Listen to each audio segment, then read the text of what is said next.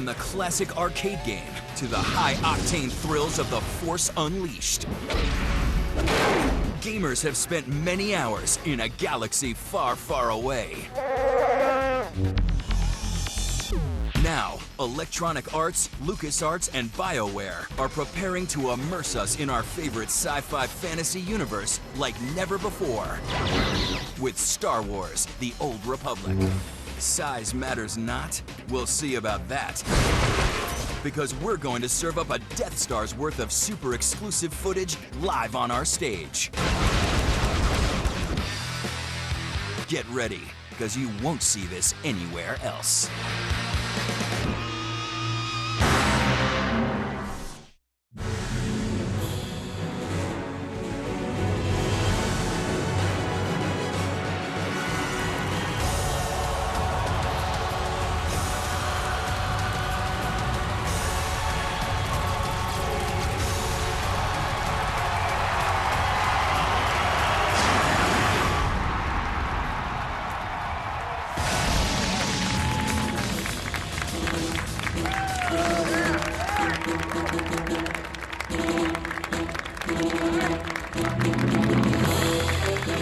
Hello and welcome to G4's live coverage of E3 2010 presented by Burger King. I am Morgan Webb. And I am Blair Herter. We're coming to you from the Los Angeles Convention Center, kicking off 4 freaking hours of live coverage here. It's crazy. Now, without a doubt, this is the biggest video game event of the year. Everybody is here. Legendary game designers, the press. Morgan Webb is here, Morgan everyone. Webb is here. That's Absolutely. right. But most importantly, guys, right now, an extended world premiere. Everybody's been talking about it. A hands-on demo of Star Wars: The Old Republic.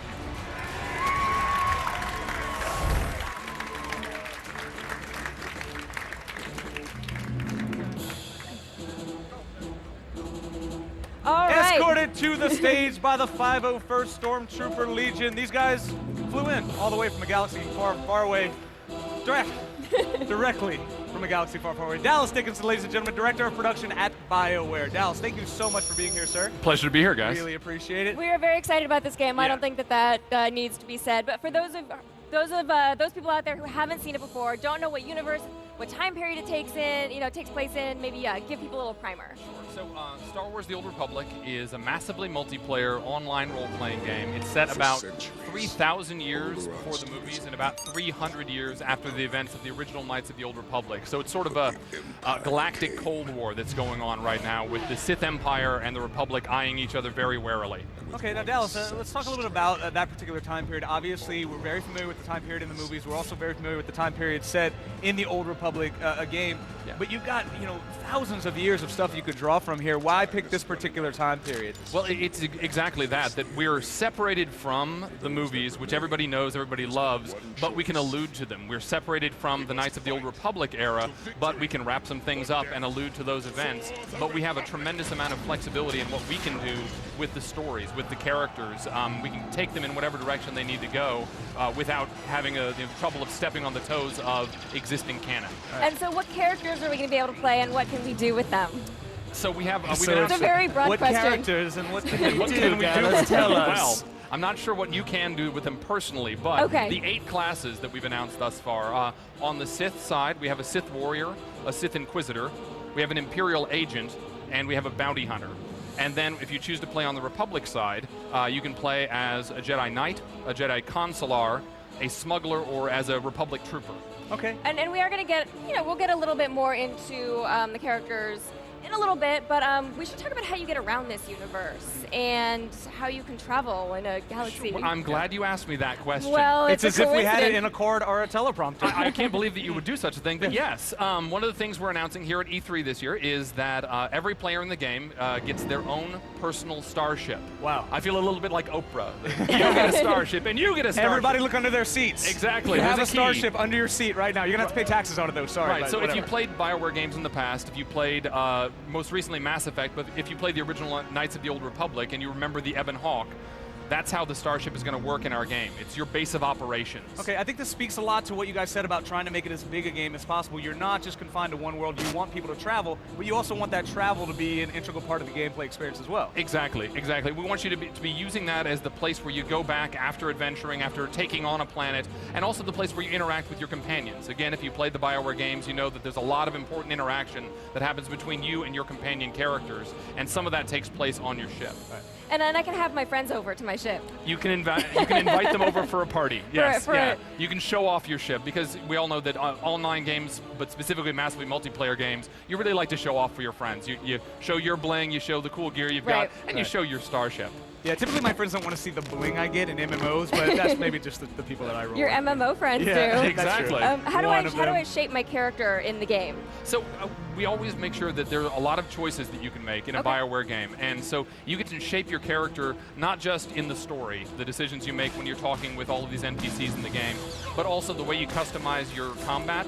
You get to choose abilities along the path. You get to choose an advanced class.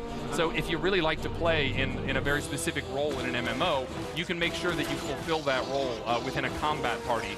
So you're saying an advanced class would be something like if I like to tank a little bit more, if I like to do a little bit more DPS, I can focus my energies in that area. Exactly. I think the one that we've talked a lot about thus far is the Sith Warrior. The Sith Warrior can go one direction that is very much a tank. Right. He is the damage absorber. He is the focus of your battles. And the other direction you can go is much more DPS. He is doing as much output as possible, but he's not quite as heavily geared. Right. Now you spoke a little bit at the beginning about those 8 characters and the fact that you've kind of divided it down the middle as far as like kind of light side and dark side. Now when we're maybe kind of like gearing up a tank, are we going to see different powers for a dark side tank than we are a light side tank? How's that going to work? Oh, absolutely, absolutely. In fact, per class, all of the ability paths are 100% unique. Okay. So when you're playing a more tankish side character, the Sith Marauder, which is the subclass of the warrior, that one has very, very different powers from what you might see in a Jedi Knight, which would be a melee tank on the Republic side. Okay. And you should answer it right now. Should we play as the dark side or the light side? Just throw it out there right now, dude. Personally, I'm playing dark side.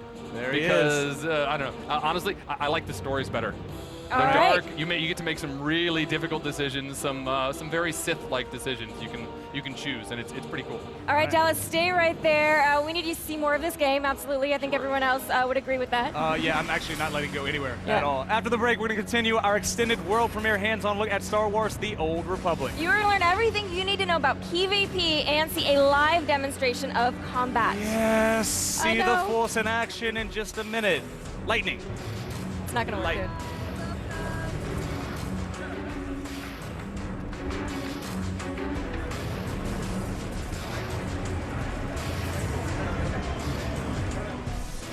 E3 2010 Live is brought to you by Burger King. Burger King is open till 2 a.m. or later. Don't go to bed before the king.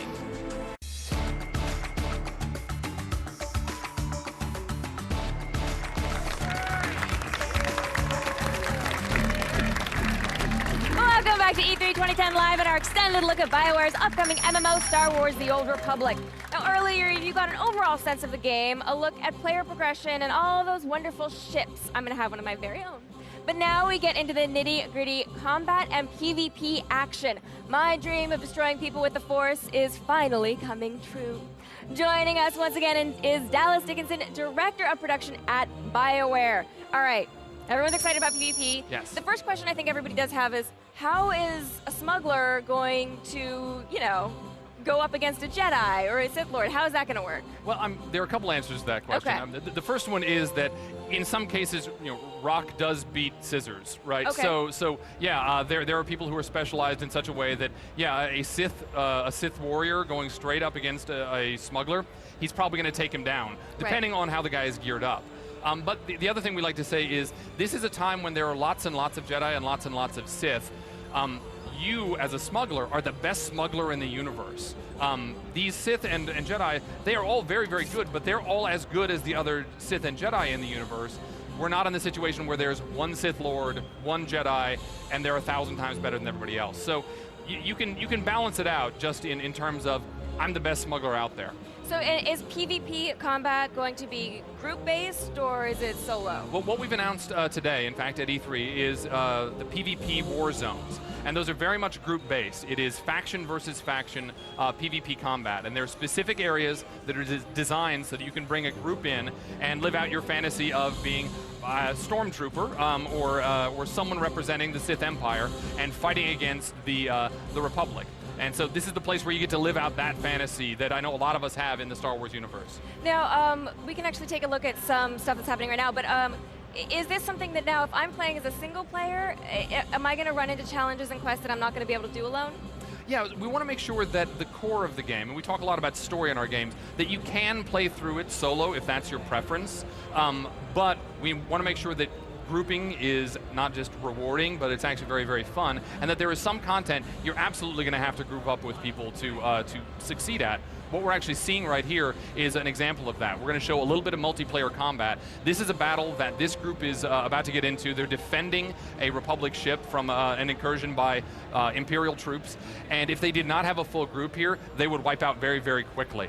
And of course, something that we actually saw there, and something that makes this MMO really so exciting is that it is fully voiced. It is a fully voiced game, and honestly, once you go fully voiced, you never go back. It really changes the way that I view games, I view RPGs specifically. Yeah. But what you see going on right here is very much some classic roles. The trooper there is our main tank. He is actually playing as a ranged tank, which is maybe a little bit odd for folks who haven't played a lot of MMOs, but he is taking the focus of the large breach droid, and he is being healed by the Jedi Controller. That's the one at the foreground. So that's the main healer for this group.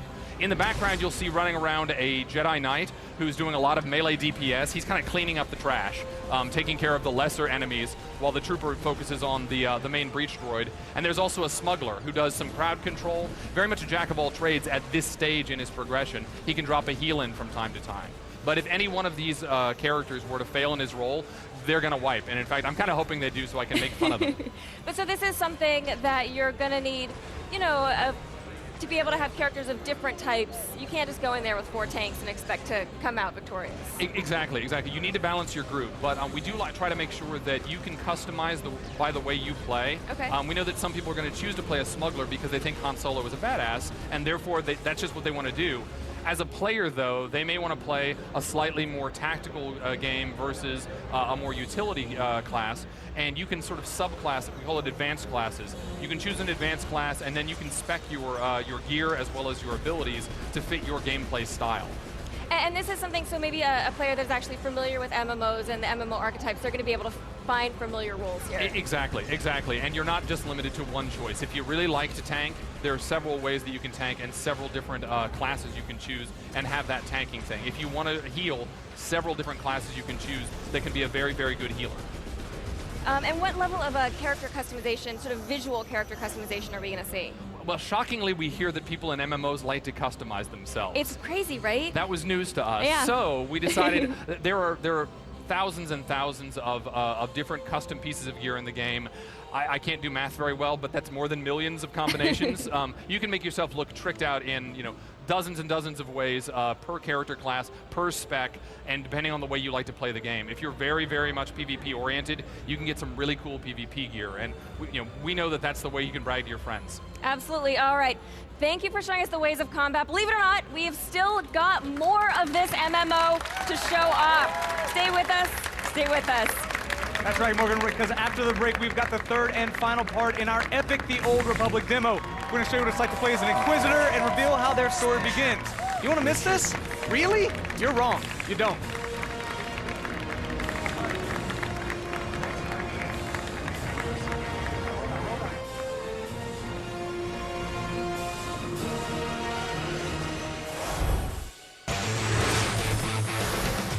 Come back, we'll check out some more great gameplay from Star Wars The Old Republic. Then prepare yourselves for the most mind-blowing blockbuster titles at E3. Call of Duty Black Ops will transport you back to the Cold War with explosive co-op levels. Marvel vs. Capcom 3 Fate of Two Worlds continues the fighting franchise with 3-on-3 tag team matches. Bulletstorm is the latest from Epic Games, and thanks to unique skill shots, it blows away the competition. Portal 2 will warp your mind with brain-twisting new puzzles and the addition of 2-player co-op. And Tom Clancy's Ghost Recon Future Soldier boldly takes the franchise into a fictional futuristic vision. We'll bring you everything you need and want to know about these E3 heavy hitters. G4's exclusive coverage of E3 continues after this.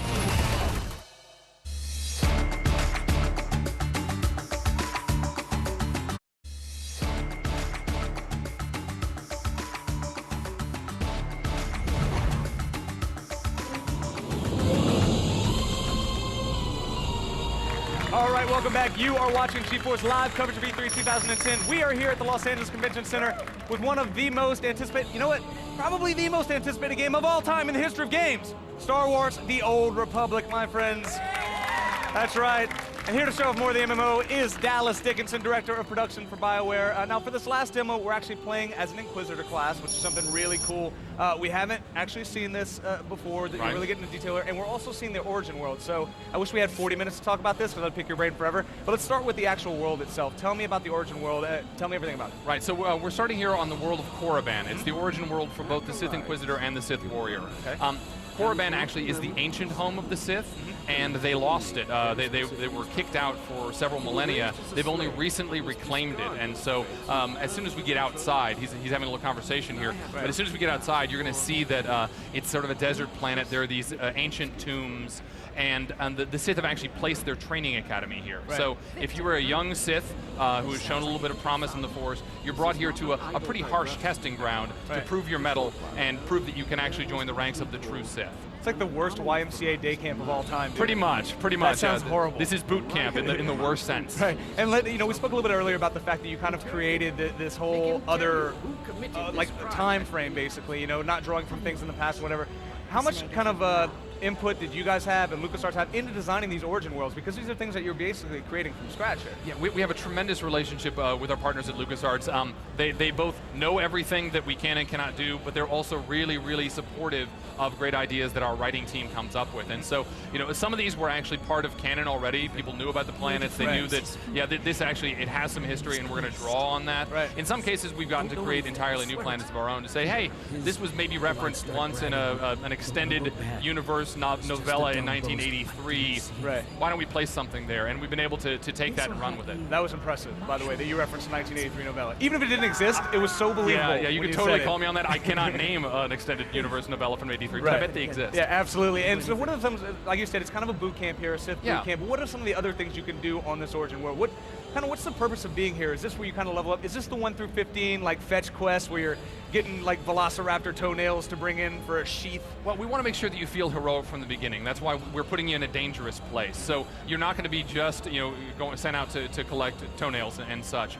We also want you, though, to learn your story here. And we talk about how important story is in a BioWare game. And so the reason we've created these origin worlds and made them very specific to the classes that we've paired off and put there is so that you can really understand this is what it's like to be a Sith Inquisitor. This is what it's like to be trying to fight your way up that path in this harsh, you know, sunburnt world. So not only are you learning, but you're also learning how to play, right? You're learning, this is, you know, here are some of my powers. I think if he does a little bit of combat here, you'll see he has some Force Lightning. This is kind of what you would expect if you really, really want to go that Inquisitor path. All of our classes are based very much on archetypes that you would expect from the movies. So the Inquisitor is sort of the Emperor archetype. It's all about Force Lightning. He can pull out the lightsaber, though, and smack down. But when we talk again about the Sith Warrior, he's very much more a Darth Vader character. He is the tough, wade-into-battle guy. And so you're going to start seeing that dichotomy early on.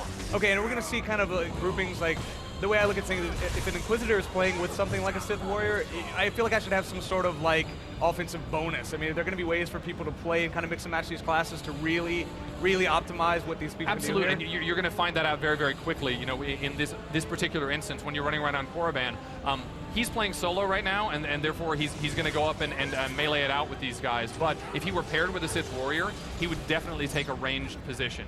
He would be doing a lot of crowd control. He would be doing damage from range, while the Sith Warrior mix it up close. Now, we've been talking about this a lot over the past year or so, since we saw the trailer last year at E3.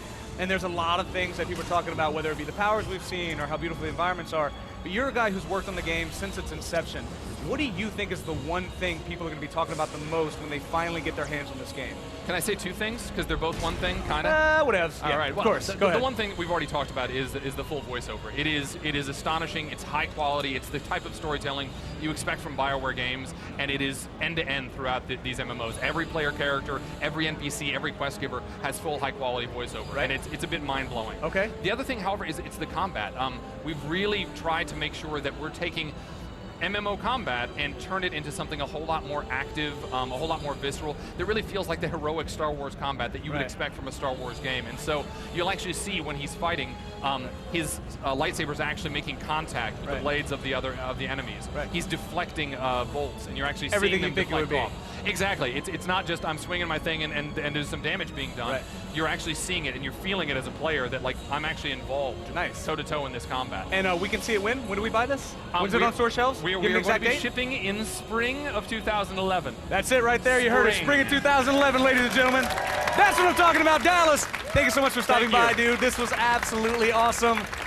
Morgan, just go take it. Just take it. I got nothing. All right, in just a few weeks, G4 hits the road for another intense, sweaty convention, and it's even crazier than E3, San Diego Comic-Con 2010. The show is sold out once again, but don't worry, we have the event covered like no one else. We've got 4 hours of live coverage from the show floor, and you get to enjoy it in the comfort of your own home. That means no nerd flu and no twi-hards. Comic-Con 2010 live coming July 24th. Go to g4tv.com/Comic-Con for more info. No nerd flu, then why would I even go? It's like, that's how I get off of work for 2 weeks after these things. Ridiculous. Do not go anywhere. There's more E3 on the way with almost 40 hands-on demos of all the convention's biggest games. We've still got 3.5 hours of live coverage, and we're covering all the bases, including over 30 booth tours. There'll be babes there, I hope. We're going to bring you the latest trailers, all of the breaking E3 news, and we'll hit the floor for the latest on all of the just-announced games. Coming up, the return of the biggest shooter franchise around. We'll have Call of Duty Black Ops live on our stage. Do not miss our extended world premiere look at one of the year's biggest games. E3 2010 Live continues right after this.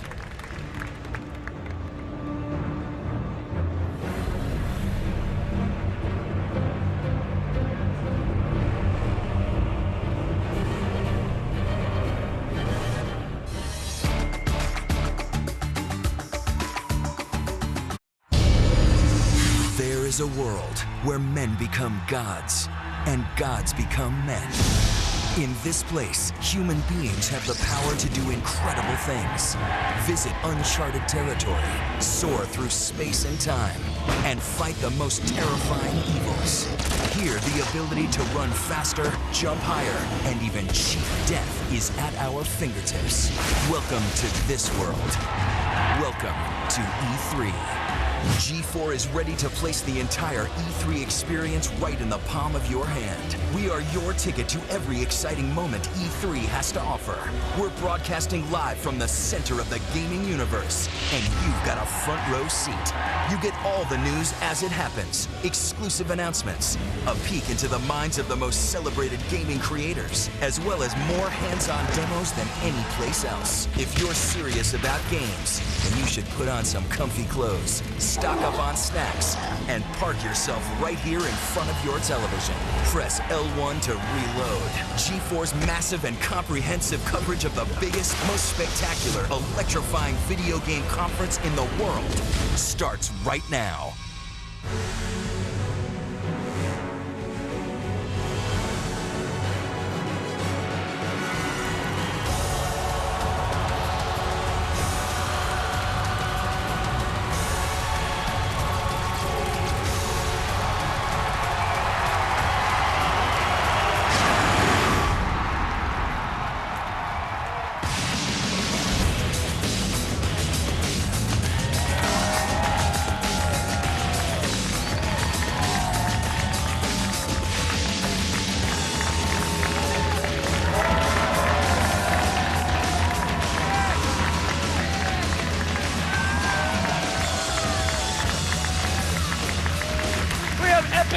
Fly-throughs of downtown LA, and then it cuts to people walking into the convention.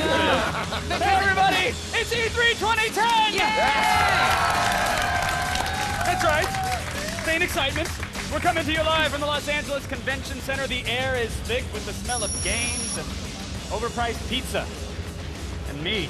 You, Kevin You're welcome. Pereira. I'm Kevin Pereira. Good to see you guys. That's Kevin Pereira. Hey, Thank everybody. you, Army of One. Hey, everyone. I'm Olivia Munn, and we are coming to you because we have got almost 40 live hands-on demos, including Call of Duty Black Ops, the follow-up to one of the biggest games of all time. You guys can clap. It's okay. I'll You can clap. be I'm going to excited. clap for you. We've got a two-part. Wait, I'm going to slow it down so you guys know applause is on the end. Ready? We've got a two-part world premiere demo that you do not want to miss. Yes! And I am Morgan Webb. Move over, Frank West. There's a new zombie killer in town, and his name is Chuck Green. Don't miss our blood-splattered demo of Capcom's Dead Rising 2. And I'm Adam Sessler. Later, we're going to try out the new Pro Mode coming to Rock Band 3. Can a music game actually teach you how to play an instrument for real? Harmonix has all the details. All this week, we'll have demos of every big game right on this very stage, but I don't want you guys to think that we're landlocked. No, there are almost 250 exhibitors on the floor today, and we've got every angle of E3 covered. I just walked the E3 floor for the very first time. All I have to say is crazy. I'm so excited to check everything out. Coming up, I'm going to be talking to some pro wrestlers, checking out some new joysticks. And look at this Mortal Kombat poster. I love it for Fatality. All I have to say is wall poster for my bedroom. It's happening. And look at this Halo Reach display. You guys already saw the trailer, which looks fantastic. There's a recession going on, but they don't care. They're still going to spend lots of money on an elaborate display like this, and I happen to like it, all right? Don't judge me. I'm really excited to share all this stuff with you guys, so don't go anywhere. I'll see you on the floor. Wow, my first E3. I'm so excited to be here. I just want to check out all your games, like Pac-Man and stuff. All the games, there's so many. I'm actually getting really excited. So, stick with me as I take you through some of the deepest, darkest corners of E3, and I show you all the coolest stuff that there is to see with your eyes. And don't forget, you can get all your up to the second E3 2010 news, exclusive HD videos, and more at G4TV.com/E3. But right now, let's head over to Kevin and Morgan for our very first demo. We Thanks, jump right Olivia. into it, don't we? Yeah, we got to get to it, and there's no better game to start it with, really. Absolutely. Listen, Modern Warfare 2 and Call of Duty World at War are arguably two of the most popular games online, but they're about to face some very stiff competition from the next Call of Duty. Who better to bring it? Absolutely. We've got a world premiere demo of Black Ops. All right, here now to take us into the trenches for the next chapter in the blockbuster series is Mark Lamia. How are you, Mark? Great. Good to have you here. No, thank you for coming and for bringing the game as well. Don't get me wrong, you're allowed on the stage without it, but we much prefer it to be here. Black Ops is all about different stories and different areas and the tried and true gameplay that we know. Where are we right now, Mark? What are we seeing here? Well, we're dropped deep behind enemy lines here. You're playing with Woods, and you're going to play a lot of this game with Woods, and he's in the SOG, the Studies and Observation Group. They're Black Ops group. And you guys have been through it, as you can tell. He's looking a little bit rough. Yeah. We're dropping about a third of the way through this mission here. You've come across this Soviet encampment, and you know. Mark, is this a mission grounded in? Because I mean, it's Black Ops, so we're not really supposed to know about these missions. Yeah, are we like trying to steal Hitler's lollipop, or is this a mission that was founded on something legit? Well, let's just say that I couldn't tell you if it was legit. And neither could they, of course. It's you know, what we did is we did a lot of research. We were inspired by learning a lot about these classified missions that have only until recently been declassified, and then we came up with our own creative in the studio. I mean, Call of Duty Black Ops couldn't be sort of more perfect fit for what we wanted to do. We wanted to get creative, create a bunch of new gameplay experiences, and this level and here. Here's one of them. I'm used to calling these guys in to do this work for me in the game. And then you wait, and then they come in, and then you move on with your day. Right. So, you know, we figured Black Ops, these guys, they had access to all the best technology, all the best weaponry. I think someone would have wrote about this mission on a Wikipedia if a guy was raining Hellfire missiles down on a village. I think that's noticeable, but... Right, after jacking a hind. Yeah, exactly. Right. And since the story does bounce around, what are some opportunities that gives you to be more creative in the gameplay? Yeah, that is actually it, because the story takes place in so many different places over a great period of time. The designers have been allowed to go in and really get creative with whatever they wanted to make. In this instance, you know, we could have done this as a rail level, we could have done this as a controllable helicopter. In this case, we went for the controllable helicopter. It meant we had to do a bunch of new technology upgrades in order to accommodate it. I was going to say, this is something that we wanted to do. This must have been a bit of an overhaul to the game engine. Is there streaming textures and models and all that jazz to get this going? You got it. You should have seen the emails that were going back and forth inside the studios. They're like, you know, in order to draw these distances and not have all the pop-ins and stuff, we had to introduce a new texture streaming solution. You know, whether you're firing with the rockets or whether you're firing with your guns, everything explodes differently. So all the particle effects that you see, the lighting system, all of the, when we get to it, you're going to see all of these, all the ground troops. People are running all over the place. That's inspired by looking at real footage when helicopters go into attack, and you see all these kinds of people disperse and take cover. Turns out people don't hang out and wave. And hang They out just and don't. wave or rush you. I love when they charge you. It's like, I'm shooting you right now. But I have a knife, helicopter, I'll show you. So, but it doesn't matter. As you can see, whatever you're taking out, there's a reaction.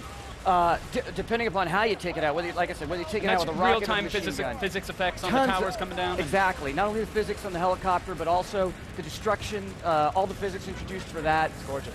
It's just, frankly, this is all about being able to take control of probably the most badass weapon in Call of Duty, which would be the Hind. Yeah. Now, so you're taking control of this helicopter. How hard was it to get the controls right? I mean, because, a game like this, it's 100% based in controls. Right, so we're going to have this big, long 10-minute tutorial. No, I'm just joking. It's Call of Duty, right? Right. And you're badass Black Ops, so you got to be able to go in and take this helicopter and just be able to start wreaking havoc, and that's actually what you can do. So if you can play Call of Duty, you're going to get right into this, and we have worked to make the controls really accessible, just so that you can jump right in and play and be able to start doing this. And blow up everything that you see right. in very pretty ways. Now, Mark, Call of Duty as a franchise did an amazing job of taking the multiplayer side of things and giving you an incentive to keep playing. Character customization, unlockables.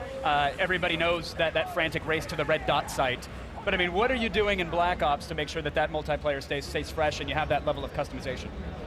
So obviously, Call of Duty, incredibly popular, and I think it has that sort of that addictive flavor that you're talking about. I think one of the things is we listen to the community.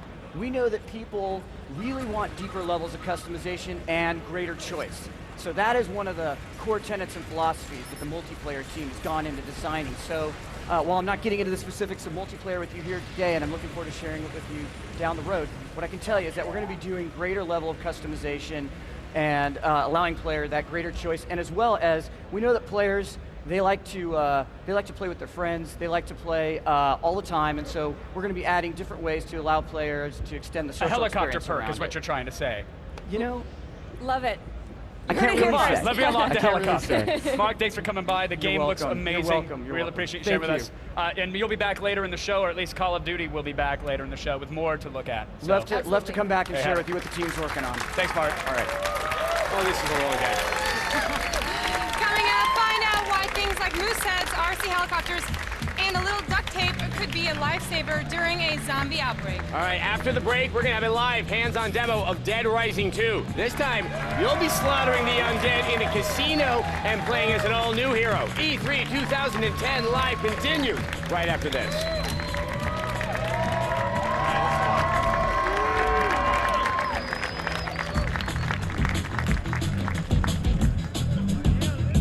E3 2010 Live is brought to you by It's Effin' Science. G4's newest series is a full-on hack of science. Premieres tonight at 9, only on G4.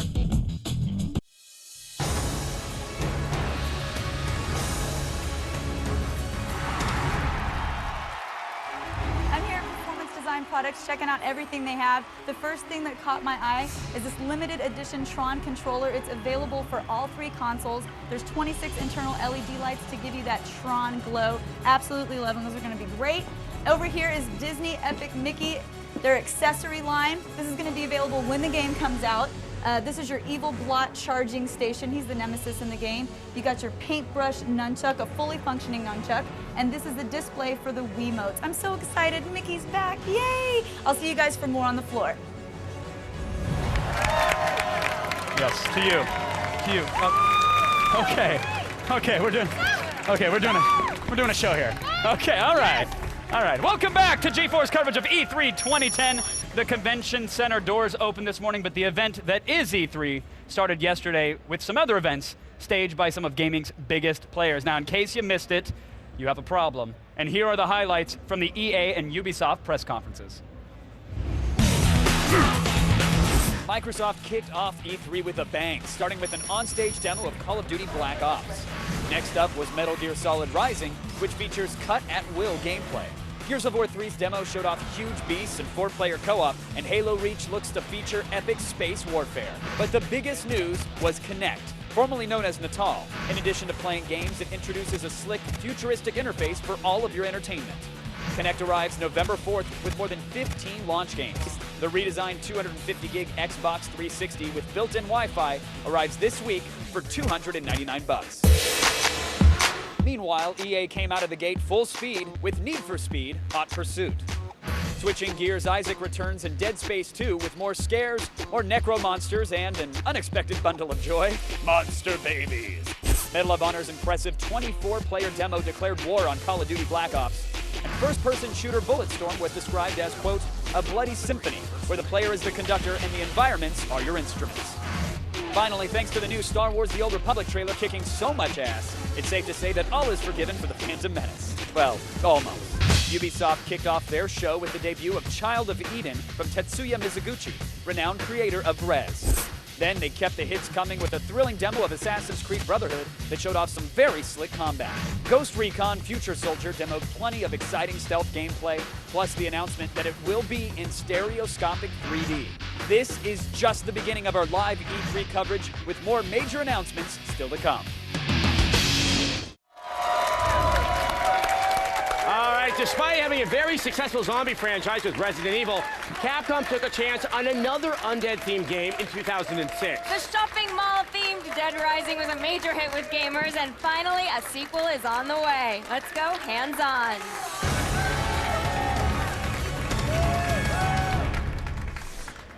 All right, joining us for the zombie apocalypse is co-producer of Dead Rising 2, Shin Uharu. Thank you so much for joining us. Thank you. So, we have a new hero, we have a new setting. What are the events that make the undead even more annoying this time? Events? Okay. Well, first of all, we have more zombies, ton of them. So, there's more enemies that you can fight. And the good thing about Dead Rising is that the interaction, it's about just killing them, it's about having fun with zombies. So. And we have a new lead character who is kind of a motocross driver. How does he get enmeshed in trying to save the world from the zombies? Well, it sets in a gambling city called Fortune City. And Chuck, who is the main character, is a former motocross champion.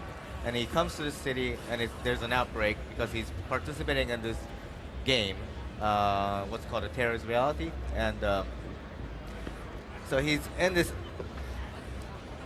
there he goes he's around. He's a big adventure seeker. I should point out what Frank looks like right now. Yeah. This is my special request. So oh, those are some cute shorts he's got on right there. I like that. So you can have a little fun with his outfits and what's going on there. Yeah, you can change outfits. There's a lot of them. There's about like over 500 stuff that you can use and clothes and stuff like that. So I think really the most exciting thing that you're really bringing to this is the weapons, and you not just have a stock, weapons available to you. Yeah. So anything is a weapon. So you just pick up any item that's just around you. I think you're only about like 5 feet away from any item that you can use, and you can combine them as well. So. And it sounds like you can also make bad weapons. Like not every good combination. There's not always a good combination. Well, you can't really combine. You can't have a real bad combination. It just have different effects. Right. So what are some of the examples of just some of the weapons that you're just going to be able to pick up? For example, right here I see we have a wheelchair and a bat. Yep. So these are going to be things. What are some of your favorite weapons that maybe somebody wouldn't even think to pick up? I guess there's a teddy bear, like a 3-feet teddy bear, and you can pick up a machine gun and you can combine those two, and it becomes a sentry. You set them anywhere in the mall or in the casino, and it'll just kill zombies. A teddy gun, a teddy bear gun turret. Yeah, it's all right. It's I crazy. like that. Now, one of the things that I think confused some gamers from the first game was the save system. They didn't understand that you kind of were supposed to die and start the game over. Are you taking that same approach in Dead Rising 2? We heard like a lot of I guess they wanted improvement on the save system. So we made several changes. The one thing that people didn't really like was this single save slot. And so we've multiplied that, so there's several save slots that you can save. Now, is it still on a time frame so you can lose a mission if you don't get to it in enough time? Yes, a lot of people like that time limit. So Chuck has to get out of there in 72 hours. the same. And what is something that maybe a fan of the first Dead Rising is going to be really excited to see in the second Dead Rising? Is it a variety of weapons? Is it going to be a variety of missions? Or what's going to get people really excited? I think people will actually like the story.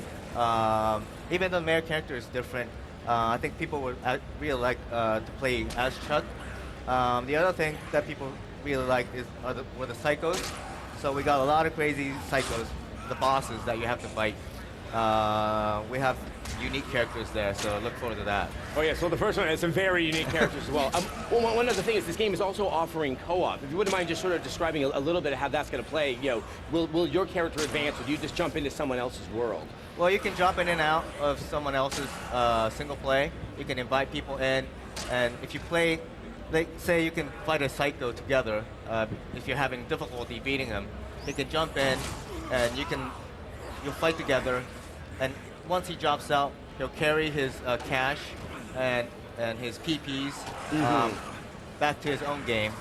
But yeah, and then the other man's game, just goes on and continues. Oh, cool. That's good to hear. And when is Dead Rising 2 going to arrive in the stores? Fall. This fall. This fall of this year, you have to be specific. All right, well, Shin, thank you so much for coming by. Absolutely. It's a real treat to see this game. I'm glad to see Dead Rising 2 return. All right, let's hand it over to Kevin and Olivia. Olivia couldn't make it for this so exciting Twitter wall check-in. As you can see, this is a wall of video with text on it. It happens to be Twitter, folks. This isn't magic. This is legit. This is the future. Thanks for feigning the excitement. All right, let's check in. Iggsy says Dead Rising 2 is an amazing change, the best thing to happen to zombies since Shaun of the Dead. Love crazy weapons. You guys agreed? Were you fans of what you saw there for Dead Rising 2? Yeah? You're not mic'd, so you're gonna have to really pour it on. Any demo that can be done in Daisy Dukes and cut-off flannel tops while impaling people with electrified chainsaws, I'm a fan of. So there you have it. Keep the tweets rolling in, everybody. All you have to do is use the hashtag E3 on G4. But now, let's send it back to Morgan and Adam. We don't just cover games when E3 rolls around.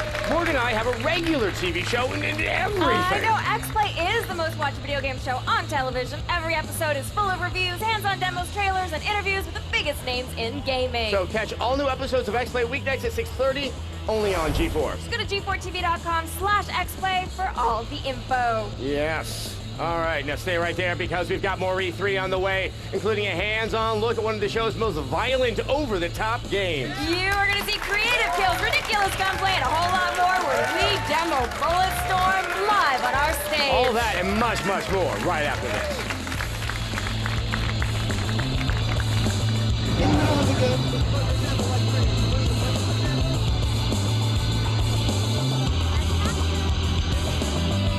E3 2010 Live is brought to you by X-Play, the center of the gaming universe. Weeknights at 6:30, only on G4.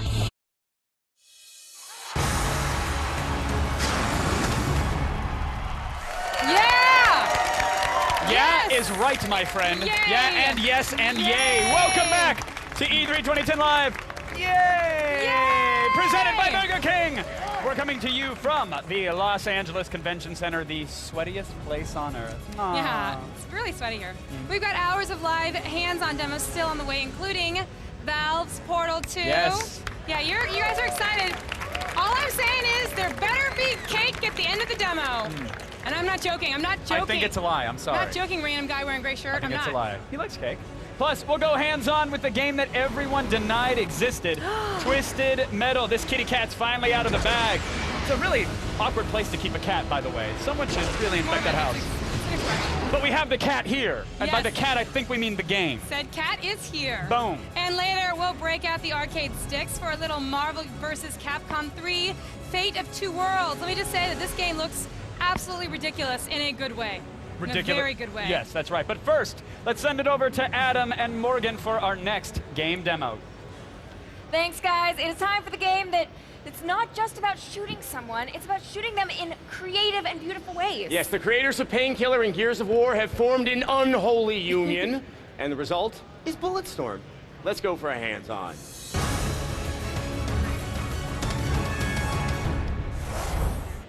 All right, so Bulletstorm, it's a shooter.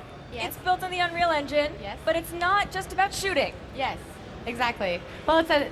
Oh, I'm sorry, I didn't introduce our guest. Yes, I'm we're so sorry, excited. I'm so That is because of excited. excitement. We have Tanya Jason, who is the Epic Games producer. Thank you. Okay, now imagine I just asked you that question again, and tell us about all of the crazy combos and shooting.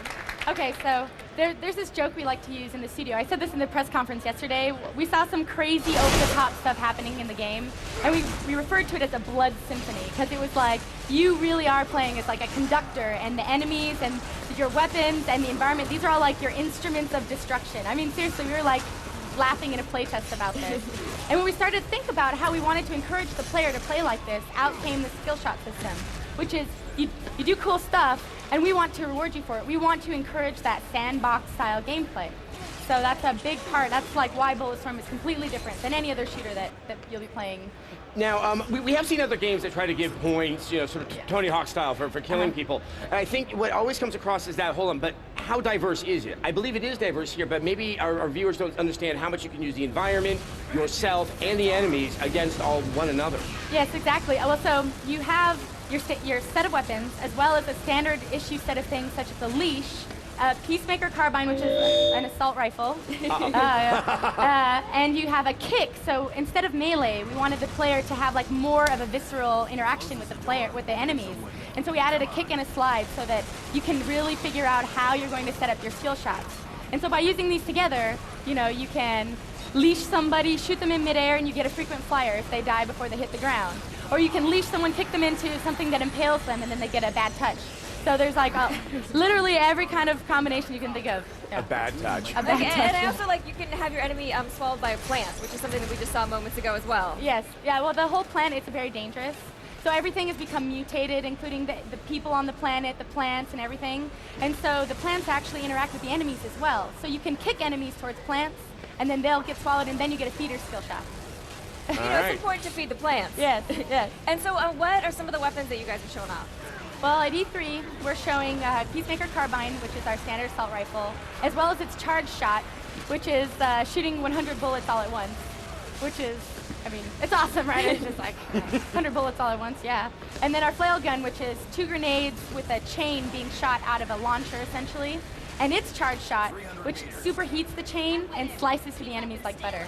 Yeah, I would love to see the Flail Gun hopefully soon, because it's one of my most favorite things that I caught in the game. Adam has been talking about this entire E3. It's this gun and it's on chains and it's awesome. Now it sounds like also that you know with the environment, with the enemies, you want to almost try to use a couple of different weapons on an enemy at once. How quickly can you switch through the weapons so you can be really dynamic with that? Yeah, so that was actually a big concern for us, and so we actually make it to where you only have 2 weapons. You can only carry 2. Oh, okay. Yes, and so your standard issue is always on you, and then the other weapons, which are kind of more like tools for setting up your skill shots, so it's on Y. You just hit Y and it switches, or the triangle button for the PS3. Yeah, so. Yeah. Now, I mean, do you pick up various weapons throughout a given level, or you try to restrict only certain weapons at a certain time? So we have something called a drop shop, which once you encounter an enemy that's using that weapon and you pick it up, you've unlocked it in the drop shop. And then you've also unlocked its set of skill shots and its upgrades for that weapon. So as you're going through the world, you're encountering new types of enemies, figuring out how to defeat them with your skill shots and your other weapons you have, and then picking up their weapon, and now you get to upgrade that and do new skill shots and stuff. So it's not necessarily that at the beginning of the level you pick a loadout and then you're ready to go. You're right. Going to be able to kind of change dynamically with. Yeah, absolutely. You'll be able to pick and choose. Whenever you go to the drop shop, you can determine like which type of weapon you want to use, if you've unlocked it. And what kind of environments we're going to see? Like we saw the jungle environment with the killer plants. Yes. What other kind of environments are we going to see? So in our E3 demo, you actually start out right after you've crashed onto the planet, and so you're like out in the outskirts of the city in the desert, and you can see the horizon of the city in the background, and you're going to the city, which is named Elysium. And so the previous footage that you've seen is actually in the middle of Elysium. This is like a park, a conservatory in the middle of the city. And so we have a number of unique environments that are in the city as well as outside the city. So we can't wait to show more. I hope that everyone can see what kind of stuff we're going for with the E3 demonstration. So. It clearly is it's in sharp contrast to a lot of other shooters out there. It seems to have the lighthearted tone that we really don't see anymore from a game like Serious Sam. And you seem to be going back to kind of the classic stuff that, you know, the Painkiller guys are so good at, you know, like Serious Sam, like Doom. I mean, was that the inspiration? Yeah, it's well, one of the things that we like to say, I mean, first of all, pulp sci-fi was absolutely what we wanted to do for this game. We wanted it over the top. We wanted it to be all about fun. Like Cliff likes to say, putting the fun back in first-person shooter. Like, it really is all about, like, not going into an area and thinking, oh crap, I have to stay back and I have to hide from bullets. It's about, there's a guy over there by some rebar, and there's like a guy under a sparking sign, and there's a guy like, you know, over on the edge. Well, what kind of scenario can I set up? And we actually have people who replay the same arenas over and over again to try to get different points and like figure out how many skill shots they can get. Yeah. Which leads me to a question I just thought of right here. Are you guys going to have leaderboards so that people can really try, you know, for those bragging rights? I assure you, we definitely want to encourage those bragging rights. We actually, in our E3, in our behind closed doors demo, we have that already kind of built in, so people can see like how many skill points they got in the demo and all who's that. Awesome. Yes. Who's not awesome. Exactly, Totally. and then I get to make people feel really bad. No, are there skill shots that maybe somebody who is not so good at shooters going to be able to pull off, and there's going to be a hard, and are they ranked in any way, or? Yep, so we have multiple levels of skill shots based on difficulty or creativity. And so, for example, one of our very creative skill shots is Mercy. So if you shoot a guy in the groin and then kick him in the face or shoot him in the face, you're putting him out of his misery, so you're committing a mercy. This is worth more because it's a very creative skill shot. But if you were to just kick a guy into a cactus and get a bad touch, it's kind of, you know, it's a lot easier to get, and so this is worth less. So we definitely encourage people to think about, how am I going to go about doing this? Yeah. All right, well, I guess I have to, you know, I'm curious now, when are we going to see the game? Oh, no, actually, I take that back. It was announced at the EA press conference just yesterday. Yeah, we had an awesome press conference yesterday, so, yeah. All right, well, I have to say, this really is a breath of fresh air. Not that there's anything wrong with all the other shooters out there, but sometimes I do need to laugh heartily while I'm killing things. So thank you so much. Thank you. Thank you so much for joining us. Let's send it over to Olivia. Welcome to Multiplayer Madness, sponsored by America's first 4G phone, the HTC Evo 4G. This exclusive first look is brought to you by Sprint.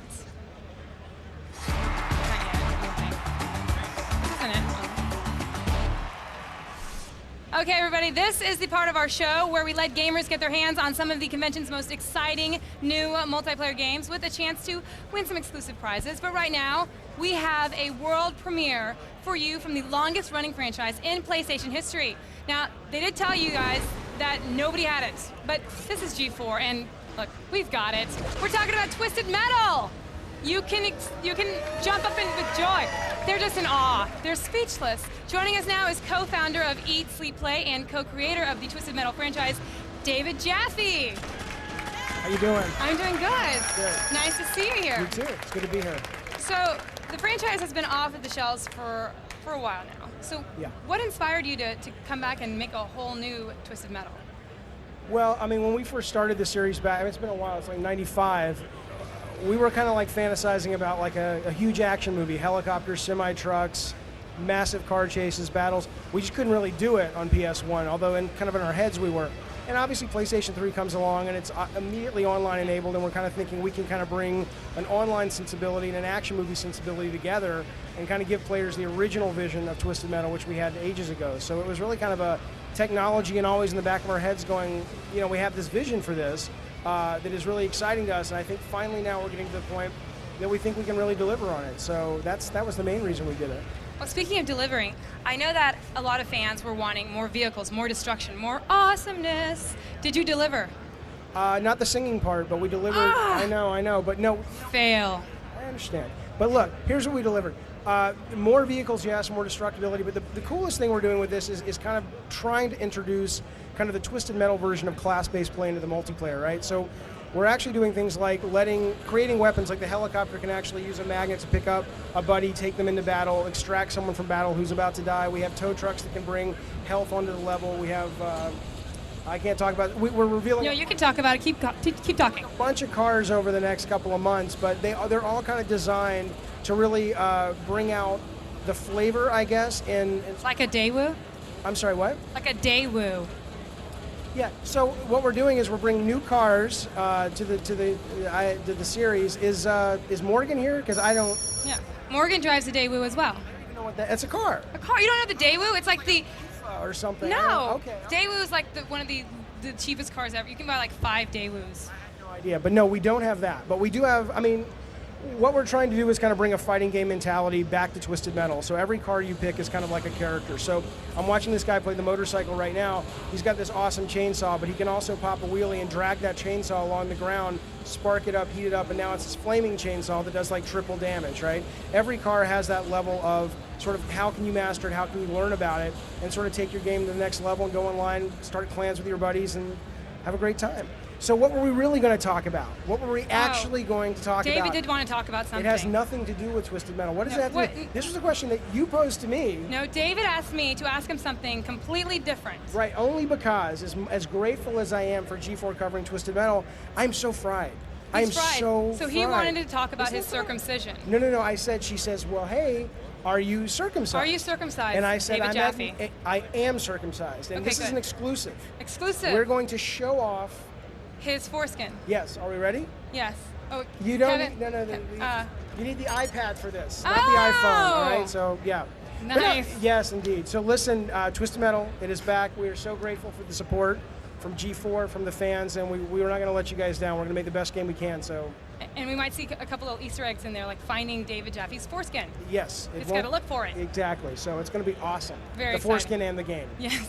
Well, thank you so much for being here. Thank you for bringing it to us. Everyone is so excited. You guys, we're going to have more Twisted Metal in just a bit when David comes back to demo the game live on our stage. And coming up, 4 lucky fans, these guys right here, will be the first people to get their hands on Twisted Metal in Multiplayer Madness. Stay tuned because we've got more live demos on the way.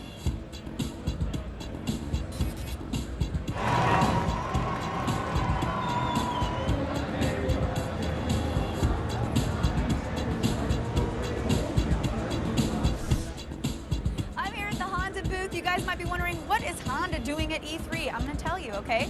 Right behind me is the Honda CRZ. This sports hybrid, the first on the market, pays a little bit of homage to the CRX. You guys might remember that vehicle. It's getting great reviews right now. It looks incredible, but that's not all that's going on here at the booth. Every journalist that comes by today gets a little card with a URL on it that unlocks the Honda CRZ in a new Facebook game called Car Town. So for today, I'm a sophisticated journalist. I got myself a card and I'm getting ready to log on right now. Don't look at it. Jeez. I'll see you on the floor later on. E3 2010 Live is brought to you by the all-new G4 iPhone app. Now get up-to-the-minute gaming news, reviews, and videos. Available free in the iTunes Store now.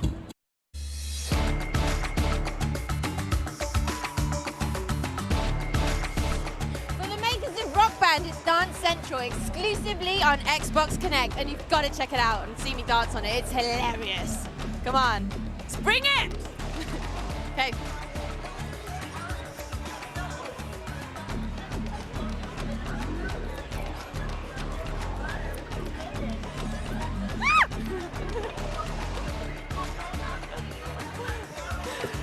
As you can see, I'm going to be on this all day. So good. Welcome back. Now today, Sony unveiled Twisted Metal for the PlayStation 3. And it's about damn time. Yeah, after years of rumors, speculation, denials, and other shenanigans, we finally have a sequel. Let's go hands-on.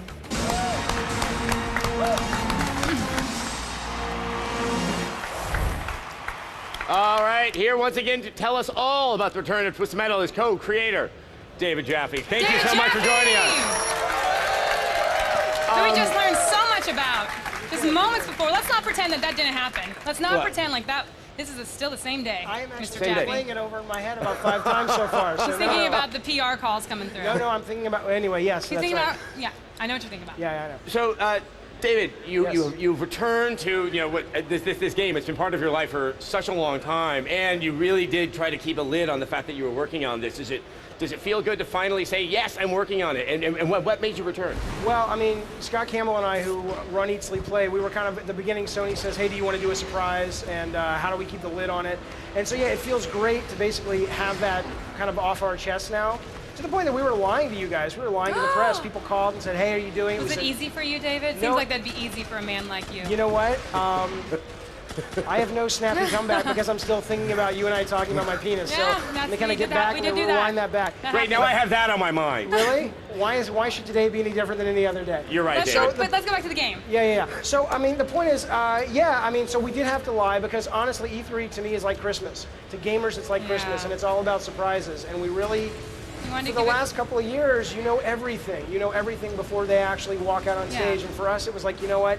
Yeah, we got to lie a little bit, but Sony, Eat, Sleep, Play, we're like, we think we have a really cool game, and we want to kind of, show it off in a way that's exciting. And so, yeah, it's great to get it out there now. It's fun. Now, what are some of the new vehicles and weapons we'll be able to play with? Well, one of the things we're really trying to do, we talked earlier, really trying to bring, it's not Team Fortress 2, right? It's not class-based multiplayer gameplay. It's still fast, it's frantic, but it is smarter, I guess is the idea. And we're trying to bring kind of the split-screen gameplay mentality online, where you can form more relationships with your teammates, you can form relationships with your enemies where you're chasing each other for health. We have a giant health semi that it's kind of like from Knight Rider and Spy Hunter that races around the level. The only way you can fill your tank back up and be fully healthy again is to race into the back of that. And so there's a lot of great kind of chases that happen between that. We have a helicopter, like I said, that can run in. If you see the enemy trying to go into that health semi to redo him in Last Man Standing, you come down with the magnet, pull him out of the battle, he's totally out of the game. So, it's a lot of sort of intentional design of what these vehicles can do. And step A is, are they fun? Is it arcade? Is it pick up and play? And then step 2 is there that layer of depth so people can kind of go further with it? But also, you have the PS3, so that already gave you so much room to go. So you start off by saying it's smarter. So that already just opened a whole new world for you. I did. The PS3 mainly for us was about how do we deliver on this great fantasy of car combat. We all grew up with Mad Max and Auto Duel.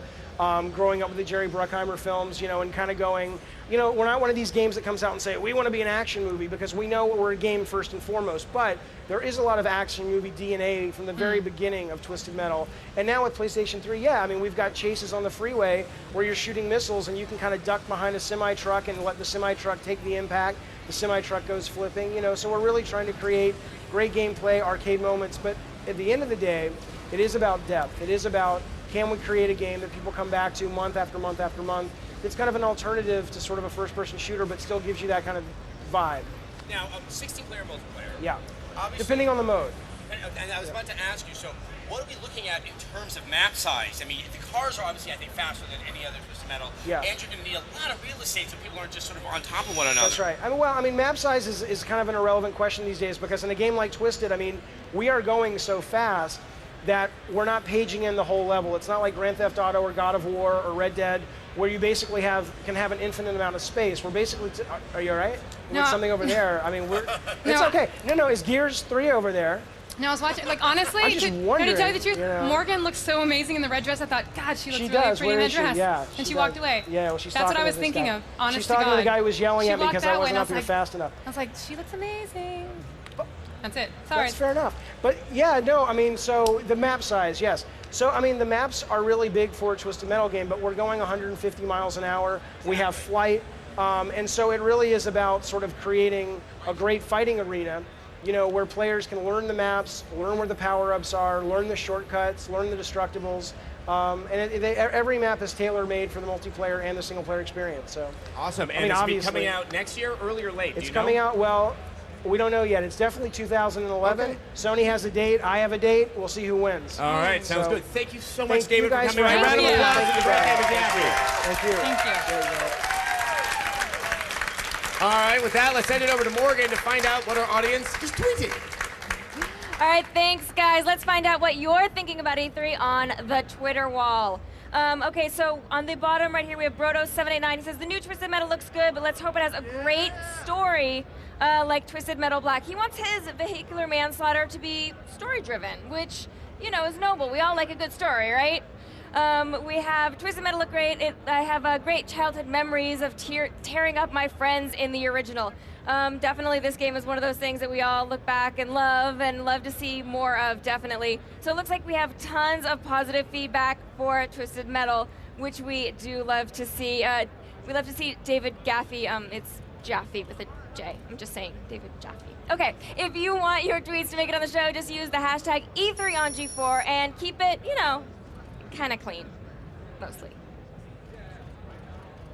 All right, starting Thursday, watch the best of our E3 2010 coverage whenever you want. Just look for G4 On Demand on your channel lineup. Go to g4tv.com/VOD for tons more info. We've got more E3 2010 on the way, including the latest on Rock Band 3's Pro Mode. This brand new way to play could help you make the transition from plastic guitars to real Fenders. Stay tuned.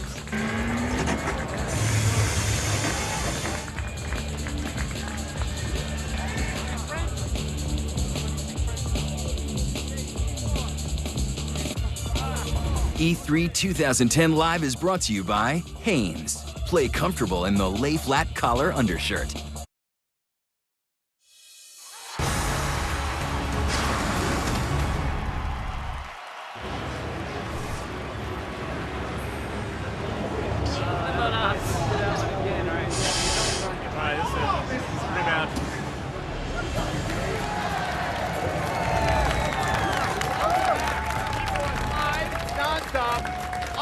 Insane coverage of E3 2010. Really, I was at Sony. In 20 minutes, I was here. And then I was doing the yapping on the TV. Anyway, this is our week-long coverage with every big game on the show floor. But we will not cover the sad booths, the lonely ones off to the side. They're really quite heartbreaking. We'll have a demo of Portal 2 in just a bit. But first, let's send it over to Olivia. Thanks, guys. One of the things lame people say about the Rock Band franchise is that gamers would be better off spending time learning how to play real instruments. That's stupid. This year, Harmonix replied with a new Pro Mode, which aims to give expert players some real-life musical chops. We've got all the details in this floor report.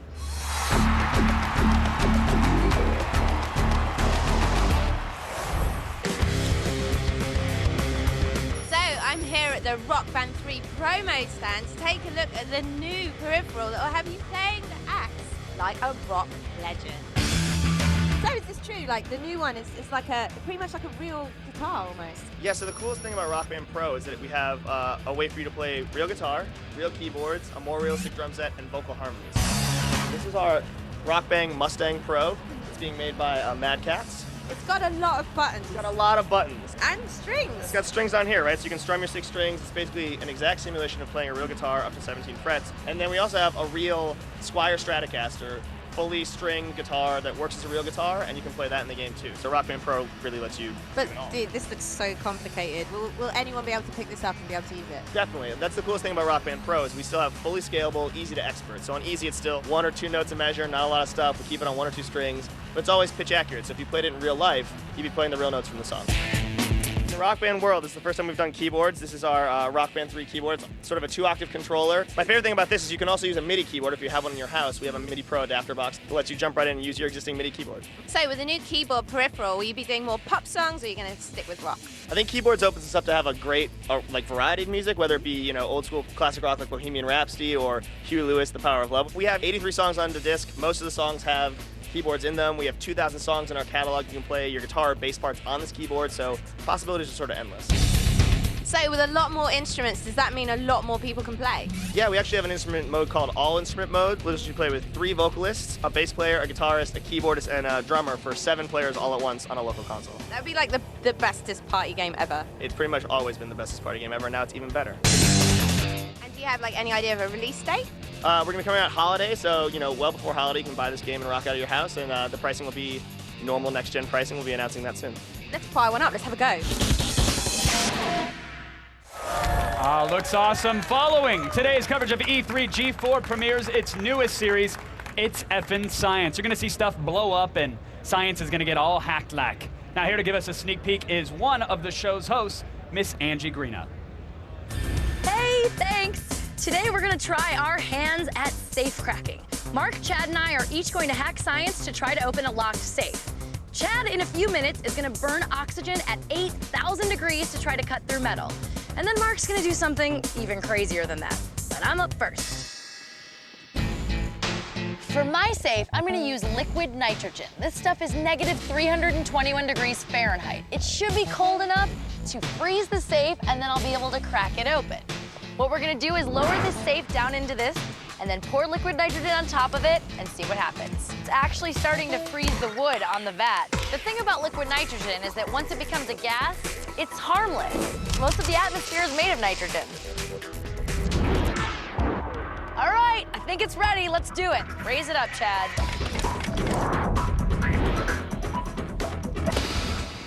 You want a man's touch?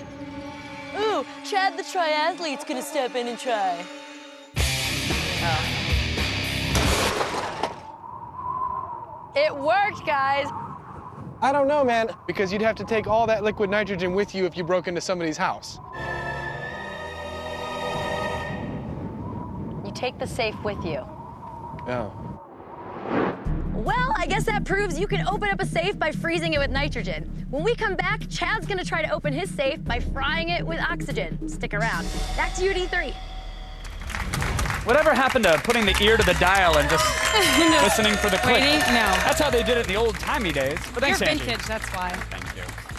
It's F in Science premieres tomorrow. Oh, no, I'm sorry. It premieres tonight at 9. It's F in Science premieres tonight at 9 right here on G4. Now, we have to take a quick break, but don't move an inch. Coming up, we'll go hands-on with Portal 2, which just made a huge appearance at the Sony press conference. Yes, Valve will be here to demo the game. You don't want to miss it. Stick around. I said don't move an inch.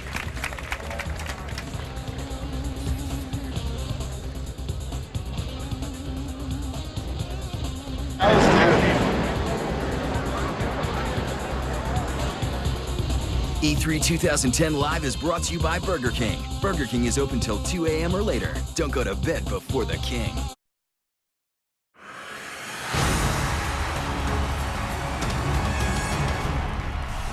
Okay, so I'm here checking out the Zeo virtual gaming system from Force Tech, which are these pretty cool arm controllers that, you know, put you in the game so you can really punch people. But it's not just for these kind of games. I was playing Call of Duty earlier, and they're really responsive, so you can really feel the weight of the guns, like, ooh, like that. Pretty awesome. So not only that, they make you look like you come from the future, which is pretty rad by me. Come on, guys! Gotta get him!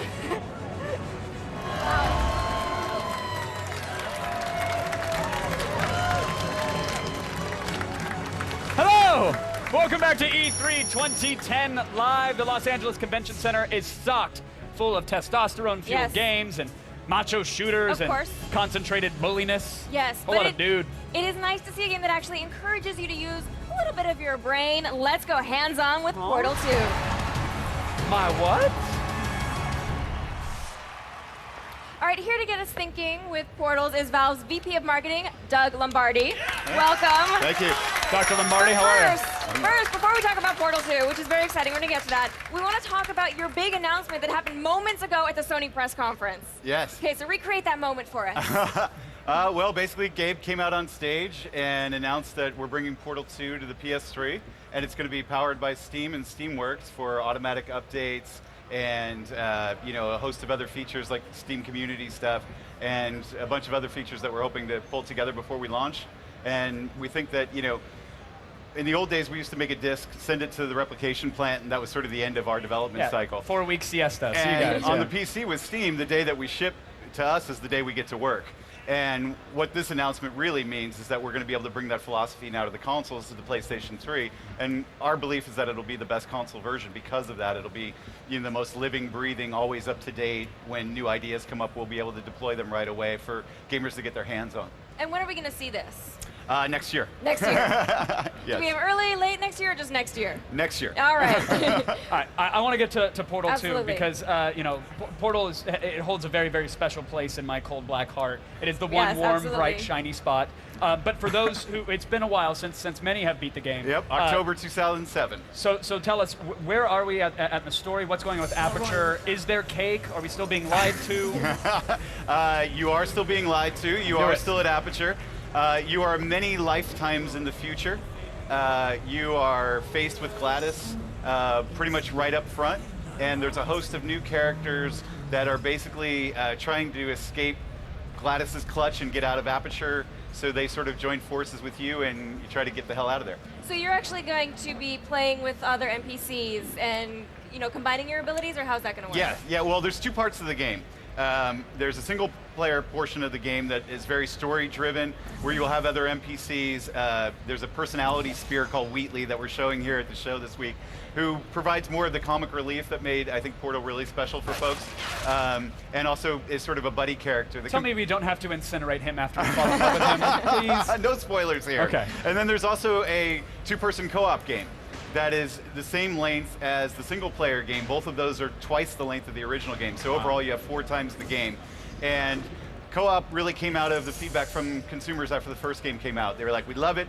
The #1 thing we want to see is some sort of multiplayer component, so that's where the co-op came out of. And that's important to note that it's not some bolt-on, oh, here's 3 levels that show you co-op. It sounds like you've made a whole campaign. Yeah, I mean, we've learned a lot from the last couple of years doing Left 4 Dead 1 and 2, and we sort of went into Left 4 Dead 1 with the idea that if you're going to make a co-op game, you have to make a co-op game. You can't make a single-player game and then sort of bolt on, to use your term, a co-op experience. We're going to run you through the single player again, but we're going to allow you to do it with a buddy. That's sort of the lazy, bogus way to do it. The real way to do it is to build it from the ground up, saying this is the co-op area, and that's why for Portal 2 we've divided 2 separate, the environments, the story, even the characters you play as in the co-op you're actually 2 robots that you play as. One was made from a turret, and one was made from one of the personality spheres. So they have their own sort of storyline that lives alongside of the main story arc. So how complicated are some of these puzzles? Because, they got a little complicated in the first one, and you were playing by yourself, and you really understood your own abilities. But how do you, take 2 abilities of 2 different characters and... Playtesting. The first game was done about a year before we shipped it. Done insofar as the art, the levels, all that kind of stuff.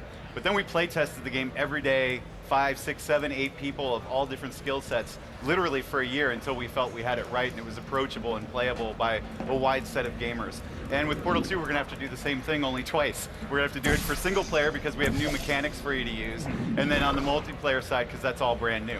Do you foresee this game ending a lot of friendships? We'll see. We'll see. Hopefully it spawns as many as it ends. That's well dodged, sir. Well dodged. And now, when we talk about platforms on the console side of things, Valve is making it very clear the PlayStation 3 is where it's at in terms of the Portal 2 experience. But you're also going to be on the Xbox 360. You bet. You're going to be on the PC. Yep. And big reminder of that last platform. The Mac. The Mac. You guys are you're one of the few that happens to be supporting gaming on the Mac. Are you finding that there is an audience for that out there? Well, I think the big thing about the Mac was finding an avenue to get the games out to customers, right? Retail shelf space for PC games has been shrinking for several years now, and we've seen that business move online, and at least here in the States. And what we saw was a similar situation with the Mac, only that's been existing for a long time, where it's really, really hard to find Mac software outside of the Apple Store, and even then, the game shelf is rather narrow. So it's 12 Dora the Explorer titles. Absolutely. Which, some people love, like me, but not everybody's into. But, so we saw an opportunity with 25 million people connected to Steam.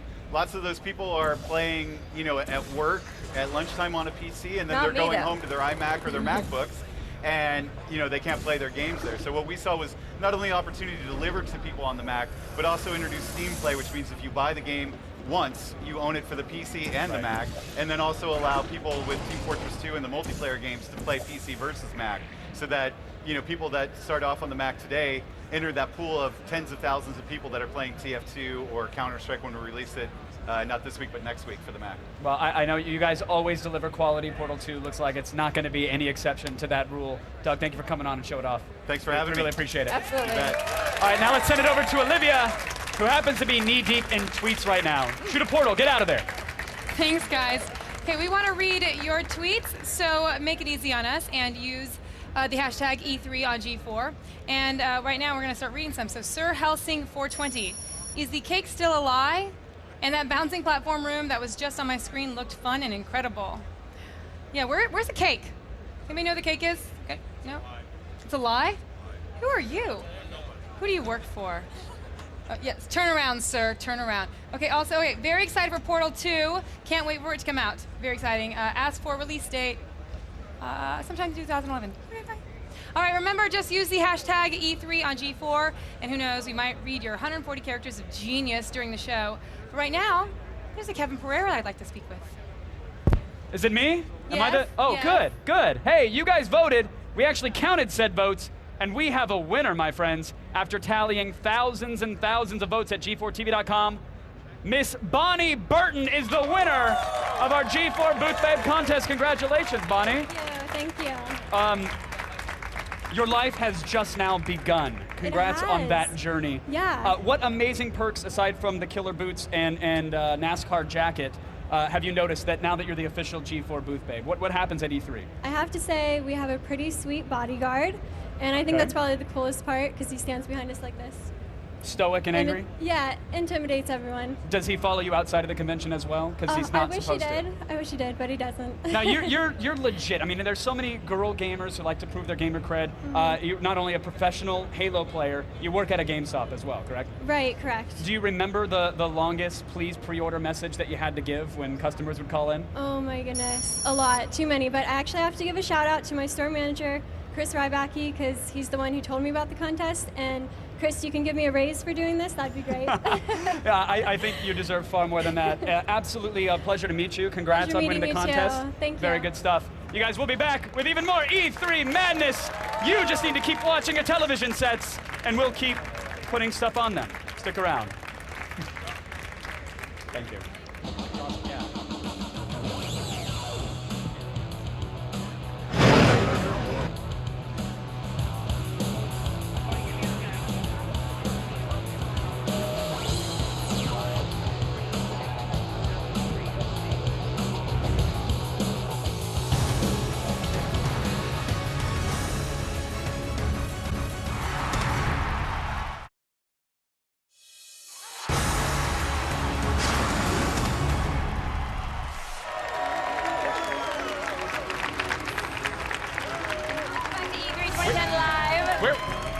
Where were they on our set? Pay attention, pay attention.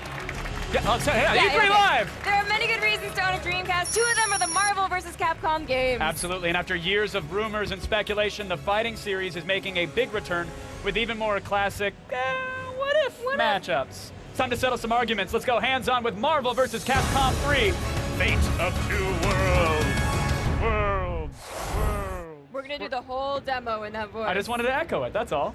All right, here to demo the latest edition is Capcom Special Advisor, Seth Killian. Thank you so much for joining us. All right, Seth. All right, so right now, what fight are we looking at right now? It looks like Dante has just killed Deadpool, one of our brand new characters. And there we have Chris Redfield in from the Devil May Cry, or excuse me, he's from Resident Evil, of course. He's being beaten up by the Devil May Cry Dante. Yeah, this discussion should only be happening in high school locker rooms amongst like hardcore gamers. You should not be able to live out this fantasy. That is exactly what makes this game so awesome. You can finally settle all those stupid bets. Yeah. And so what kind of fighting styles do you have, and how do you assign fighting styles to characters that don't necessarily have them? Yeah, that's exactly. So we try to really bring them alive to create an exciting experience for different kind of styles. So Dante, of course, is master of swords and guns, as you see pulling out there. And you see all of his moves recreated from, this is the Devil May Cry 3 Dante. So all the moves you remember from that game are going to be very carefully recreated here. Deadpool has a lot of his signature moves from the comics. And Chris Redfield, of course, uses a lot of weapons in the Resident Evil series. Those all come into play in the game. Watching all this right now, like hyper color, crazy action, it simultaneously hurts my brain and makes it smile. That is the hallmark of Marvel vs. Capcom series. So it's a giant playfield, over-the-top action, crazy stuff flying all over the screen. Well, what super sets it bigger apart than anything. from like the previous installments then? Like, where have you taken the franchise? Well, in a lot of ways, we like the game because Marvel vs. Capcom 2 is super popular and has been popular for almost 10 years. But what sets this apart in a lot of ways is, of course, the brand new art style. We'll have an exciting new cast, which we could talk about in a bit. But also sort of the integration of Marvel and Capcom as a series in terms of story and evoking sort of a comic book look to the whole game. So there'll be a lot of comic book touches. Marvel vs. Capcom 2 didn't really have a lot of that, and the story was pretty much game over, thanks for playing. Right. So we've got some exciting stuff happening on the story front that I think is going to really excite comic fans as well as fighting fans. And now there's something called air combos and team air combos. So what is that? This game is all about the air combos. So there's a lot of crazy stuff you can do on the ground, but what makes it exciting is launching your opponent up into the air. So we've made that a little easier for everybody to get into for the first time. There you see Wolverine pop Ryu up into the air there. And there we have the team air combos now in effect. What you can do is basically tag in one of your other teammates to continue the combo while they're already in the air, so you can really have a nice integrated overall team feel. It's not just one character versus one character, it's really 3-on-3. And how tough is a team air combo? Well, that's the thing, actually. Marvel 2, they were a little more challenging than we wanted them to be, so we thought these are one of the most awesome things about the game. We want to bring it back into Marvel vs. Capcom 3. And so it's been, we've sort of standardized the inputs to launch everybody. So it's not, it used to be kind of a confusing input, now it's one button. And you can get them up into the air, and what you do from there is up to you, and you can get really creative. And obviously we've seen a handful of characters here, but I heard that there could be potentially 30 different characters in this game? Oh, I think we might beat that mark. But yeah, we're looking to get the cast as big as we can by the time we get the game out the door. But really, we'll scroll them all in yellow text like an infomercial for a best of collection. Give us some names. Oh, no. I'm full of secrets, so I can't give you that, or the laser would just, you know, I'd be a cinder all right, that's from space if I tell you that. But we'll have more surprises soon. And did you guys add little loving touches specifically for the fans of the series? This game is nothing but loving touches. So Deadpool is one of the most popular characters in recent Marvel history, and you see him walking backwards there. He's doing a little moonwalk. He's got all sorts of stuff. So he's known in the comics for sort of what's called breaking the fourth wall, where he sort of yells out of the comic book at the person reading it, like he's aware of what's going on. So Deadpool in the game here is doing that all the time. So if you get killed, he complains to you. You hit the wrong button, idiot. You know, after the match is over, he complains, you're out there sitting on your butt while I'm working mine off. I'll be hearing that soundbite over and over and over again as I play. I can't wait. When will I be hearing that soundbite? When does this hit shelves? Oh, we'll see. I think we're looking right spring 2011 right now. Spring of 2011. I cannot wait to get beat by 14-year-olds across the globe. Instantly, too. Instantly. Seth, thank you so much for coming on. The game looks incredible, so to say the least. That really looks fun. Right now, we're going to send it over to Dr. Adam Sessler. Even when you're getting your butt handed to you, it's beautiful. It's beautiful. Do you watch Ninja Warrior and say, no big deal, I can do that? Well, Mr. or Mrs. Cocky, come down to LA and prove it. This summer, G4 is holding open tryouts to see who has what it takes to become an American Ninja Warrior. Submit a video of your ninja skills, and if they impress us, you might earn yourself a shot at running the LA course and a chance to challenge Mount Midoriyama in Japan. Get all the particulars at g4tv.com/American Ninja. Right now, let's check in with Olivia.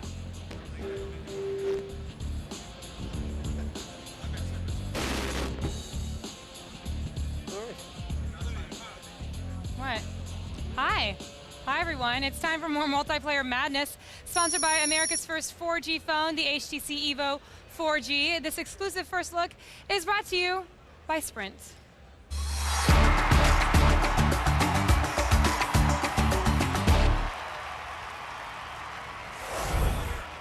Hi. I basically have a mic pack falling down my back, so that's what I've got going on right now. Okay, hey, how you doing? Pretty good.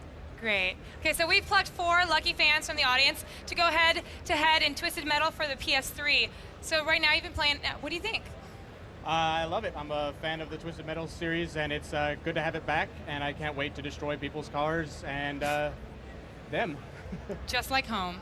All right, let's go over here. What's your name? Jeremy. Jeremy. So do you have a favorite weapon? Is it love? Do you use love as a weapon? Yes, I hug them with my truck. Oh. And they can't take it, so they die. It's very sweet, very sweet. What's your name? Ladarius. Ladarius, now everything in this game is destructible, so what have you had fun destroying? Random buildings, random houses, random cars, even a few people. Is it fun? You seem really overjoyed by it. I'd have to say yes. Running through people's living rooms is pretty exciting. Okay, guys at home, they're really concentrating now, but in just a second, we're about to up everything, so wait to see how this turns. So, hey, what's your name? Eric. Hey, Eric, do you enjoy the game, the multiplayer mode? Yes, I love this. This is awesome. So much head-to-head action. Can you compare it to something personal in your life that you also love? Women. Destructive. Destructive women. There it is. All right, you guys, when we come back for more multiplayer madness, we're raising the stakes. And these 4 guys, you guys have no idea what's in store for you. You have no idea. It might have something to do with what this guy loves a lot. It might. Stick around, we'll have more live coverage of E3 2010. Actually, hours, in fact. Coming up, we'll have a hands-on demo of Epic Mickey. Warren Spector will be here to take us inside this inventive take on the Disney universe. And, of course, there's more E3 right after this.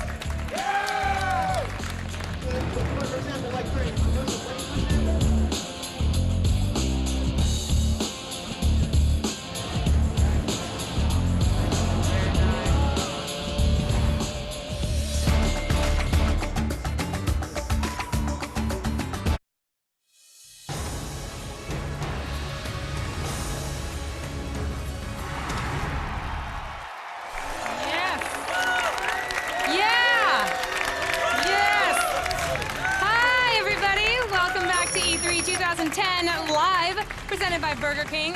We're coming to you from the Los Angeles Convention Center, home to the biggest gaming event of the year. All right, well, everyone in the video game business is here, and if they're not, they wish they were. Coming up in the next hour, we've got even more hands-on demos of the show's biggest games, including Driver San Francisco, the return of the open-world Cops and Robbers franchise with a really strange twist. Plus, we'll demo Epic Mickey, War Inspector's inventive take on the Disney universe. Believe me, this is not a game made just for kids, people. No, and later we're going to step onto the battlefield with Ghost Recon Future Soldier, Ubisoft's new take on the long-running Tom Clancy franchise. But first, let's send it over to Kevin and Adam for our next demo. They are laughing. What are you laughing about, boys? What are you laughing at? We're like, wow, this show is fairly epic, and it almost killed Adam to put it together. Yes, and he was tickling me, and I went, it's a little tickle fight. It happens. Hey, let's get to the games. That's what you guys want. Now, the Driver series has been around since 1999, and it's always been about two things. Of course, driving fast and shooting people. Ubisoft is resurrecting the franchise and just revealed Driver San Francisco. Let's go hands-on, see what's in store. Joining us now on the stage, Martin Edmondson, founder of Reflections Interactive Software. Welcome to the stage, sir. Great. So, Martin, let's get right into the game. Where are we in terms of the Driver story and the epicness? You're returning back to Driver's roots, correct? In terms of gameplay, we're very much returning to the roots. So that's the whole essence of the Hollywood-style, 70s Hollywood-style car chase and the classic sort of handling of those kind of cars. In terms of story, it actually picks up several years after the end of Driver 3. Now, San Francisco, this was very important to you that it would turn to San Francisco. As you said, it is kind of one of the best car chase cities on the planet because of the hills. We saw yesterday at the Ubisoft press conference a rather remarkable map, and as a native, Bay Area person, it's not just the city of San Francisco. You have some of the East Bay, you have some of Marin County. I mean, what type of real estate are we talking about? In terms of square footage, we haven't, square mileage, we haven't actually measured it. I mean, there's a lot of driving there. There's 208 miles of road to drive through. It's an enormous area, and you're right, we've taken Marin County in the north and then Sutro Hills down in the south with the dirt roads, Golden Gate Park, and so on. It's a big area. Well, it'll have El Cerrito. That's all I can say. That's it. You want to just go joyriding through El Cerrito? Yeah, exactly. Martin, what are we seeing here?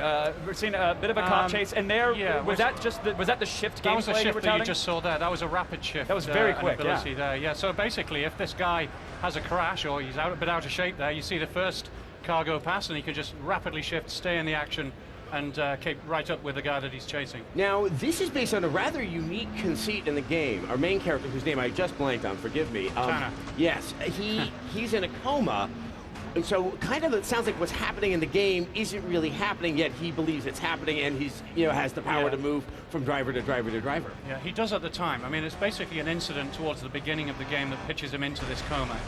And Tanner does not realize he's in a coma. In fact, he actually thinks he had a lucky escape, and he has this incredible ability to just shift into different vehicles. The player realizes that he is in a coma, and it's all about how does Tanner come out of that coma? Does he come out of that coma? What kind of world awaits him when he does? And how does the real world affect Tanner's mind and how it plays out in the game? Well, Martin, one of the things we heard at the press conference was that shift ability will actually apply to the multiplayer game as well. Can I just go hopping from car to car whenever there's a head-on about to happen, or are there limits to the amount of shifting? I have to say it's a limited ability. It has to charge, but it absolutely fundamentally changes your perception of multiplayer driving games. Clearly, technically, there's some challenges, and obviously swapping something like that so quickly in a game. What did you have to overcome to be able to implement the shift mechanic? It obviously is a very complicated thing. I mean, this is something that would not have been possible on PlayStation 1 or even PlayStation 2. We have to be able to shift you from one position in the city instantaneously right across the city immediately between multiple cars. It's a pretty tall order, actually, even for modern hardware. All right, and what are we looking forward to playing the game? Release date, the end of this year. It's the holiday season. Awesome, Martin. Thank you so much for stopping by. I cannot wait to car hop, sir. Thank you very much for coming on. Martin, everybody. But now let's send it over to Miss Morgan Webb. All right, guys, stay right there because we've got a demo of Epic Mickey on the way. You do not want to miss this stylish new take on some of the world's most iconic characters. This is unlike any Disney game you have ever seen. Our hands-on look is coming up right after this.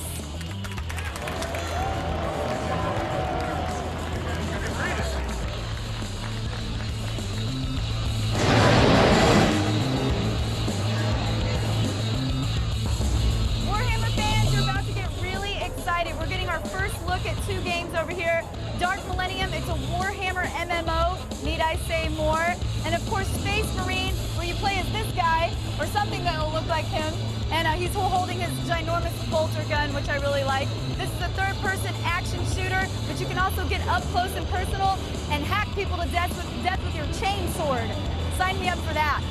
All right, I got my eye on you, buddy. More from the floor coming up.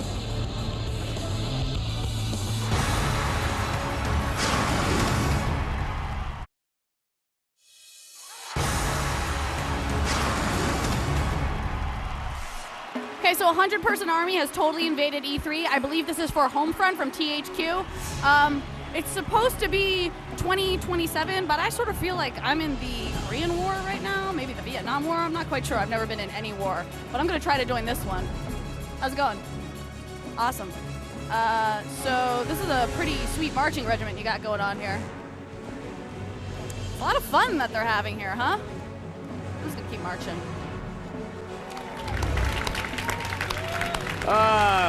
Welcome back.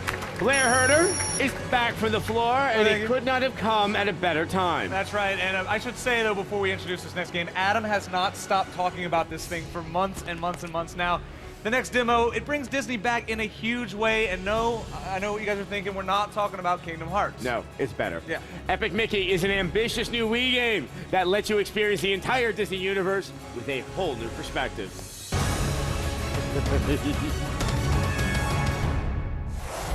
All right, I'm supposed to read off the prompter right now and introduce Mr. Warren Spector here, a legend in game design. Not know who he is, you must. Just the man, but I'm just going to go ahead and just go right to Adam, because you've been talking about this so much. Obviously, I'm familiar with the game. I think a lot of our audience isn't. What are you doing with Epic Mickey?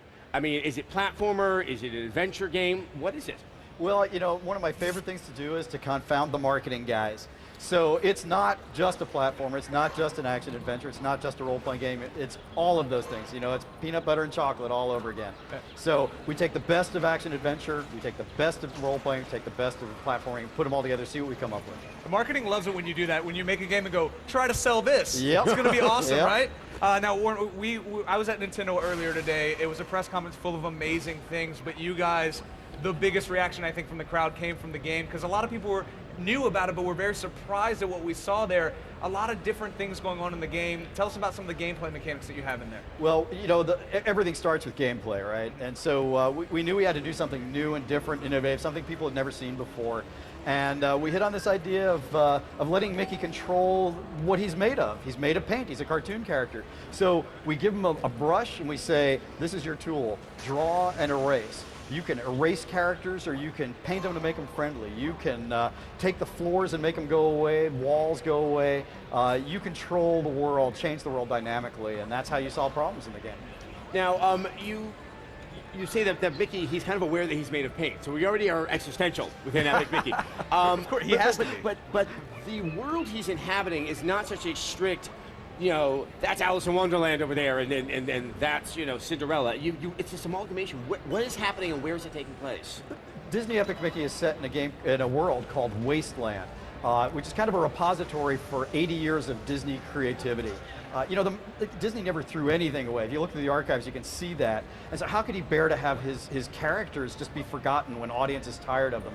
So all of the rejected, retired characters, like, for example, Oswald the Lucky Rabbit, the first inhabitant, and the first character Disney created and lost. So he's down there. People don't remember Horace Horsecollar necessarily. You know, maybe he's down there, the Mad Doctor. All of Disney's forgotten and rejected creativity exists in the Wasteland, waiting for audiences to sort of accept them again. Right, I got this visual of Warren digging through Walt Disney's trash cans in the late 70s just now. Yeah. Like, what are they doing here? We're gonna make a game about this eventually. It's funny. There was a moment when I was on the lot. I'm so lucky. I get to go through the archives every once in a while and dig through stuff and put my hands on history. But there actually is a dumpster there, and I actually did dive into it at one point. Awesome. I'm never right. Warren, I want to touch on the paint and thinner aspect of the game, because for many people they're going to see it as a easy good evil split like in Deus Ex, but you know, you are doing something a little more sophisticated here. Yeah, there are a lot of people who want to say, you know, painting is good, thinning is bad. Not true, not true. It's all about choices and consequences. If you erase characters, if you erase walls, you know, getting through the game might actually be a little easier. It's sometimes the direct, simple way to solve a problem. But if you erase somebody's house, it may help you get to your goal more easily, but that person who owns the house might not be quite so happy with you. So they might not want to talk to you, they might not want to tell you about things that will help you later on. They might not even tell you about a quest that you could take. But if someone's house is erased and you paint it in, then you might have a little tougher time getting to your goal, but they'll like you, they'll talk to you, they'll help you out. So it's not good or bad, it's just different, and it's about what kind of hero do you think Mickey should be, and how do you want to play the game? What's fun for you? Actually, speaking of fun for me, I don't know how quickly we can do it, but if we can go to the Steamboat Willie sequence, which is so something. So awesome. Saw it earlier today. We may not have enough time here, but actually, who's the character that we're looking at? We have Tiki Salmon. He's black and white, Mickey's color. I mean, is that part of the background of the story? The whole world is a mashup of everything Disney. So you'll find a black and white character next to a color character. You find a character that you almost recognize. You'll be in a world that's partly from an animated film and partly inspired by a theme park ride or attraction. So it's just this incredible mashup of everything. One of the things I hope players have a ton of fun with, and Disney fans who may not be gamers, is just sitting there playing the where did that come from game. You know, every trash can, every street light, every building. I mean, almost everything in the game came from something real in Disney's history. I mean, obviously, it's very accessible for people who are not steeped in Disney, but yeah, for someone I think like you and I, who's are deep in the animation, it sounds like there are just more treats just in those nooks and crannies of this game. Adam, you're going to be playing a completely different game than most people. You're going to have a ton of fun with this one. Look at the smile on this guy's face. I know, right it makes me happy. Warren, thank you so much for bringing by. A round of applause for Warren. Absolutely. Yes. Epic Mickey, we're hoping to see it at the end of the year, correct? We're holiday season this year. You bet. Right. You're making me happy. Thanks a lot. With that, let's hand it over to Kevin and Olivia. Looks epic. Now, the Guitar Hero franchise is probably one of the biggest in gaming. I would say only rivaled by Mario or those little the Pokemon guys. Pokemon, yeah. Choose you. The kids know that. They love that. Know that. Now, the series has sold over 25 million units to date, and expect that number to grow with the release of Guitar Hero Warriors of Rock this fall. Yes, we've actually got all the details in this floor report.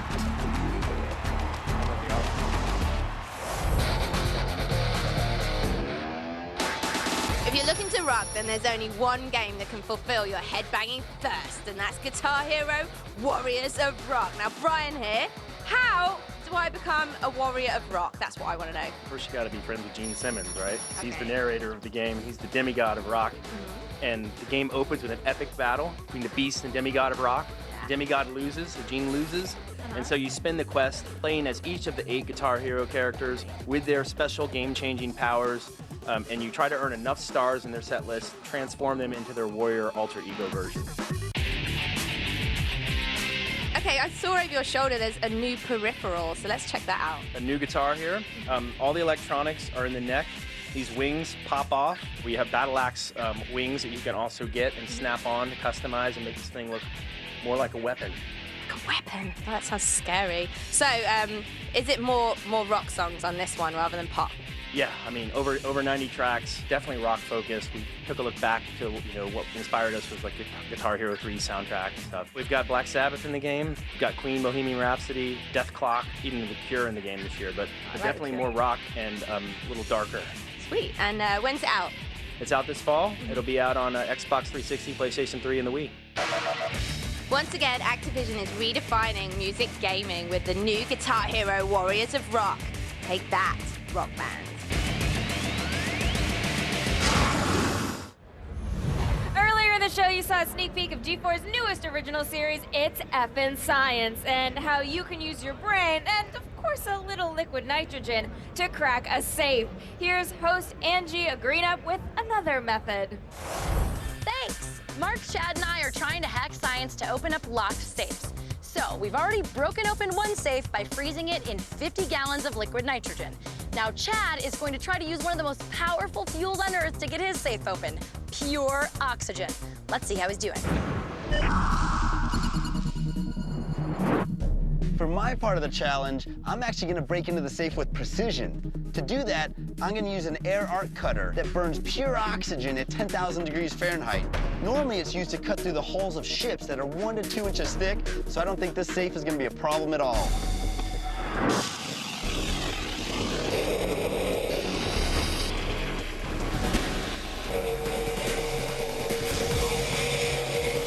This thing is so effing hot, it can turn hardened steel, which can only melt at 1500 degrees Celsius, into red hot molten goo.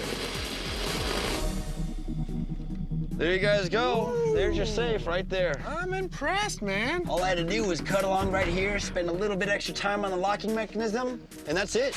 Well, who knew being full of hot air would come in so handy? All right, so we have one more safe to go, and it involves the 3 scariest words I know: mark, high, and explosives. And it doesn't matter which order those words appear in a sentence, it's not going to end well. So don't go anywhere, we'll be right back. Back to you, D3. Thanks, Angie. Now, It's Effin' Science premieres tonight at 9, only on G4. Thanks, Morgan. There's more E3 on the way, including the return of a long-running Tom Clancy franchise, everybody. We'll go hands-on with the all-new Ghost Recon Future Soldier right after this. Yeah.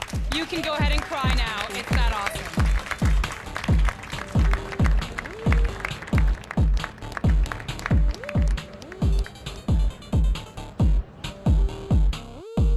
E3 2010 Live is brought to you by It's Effin' Science. G4's newest series is a full-on hack of science. Premieres tonight at 9, only on G4.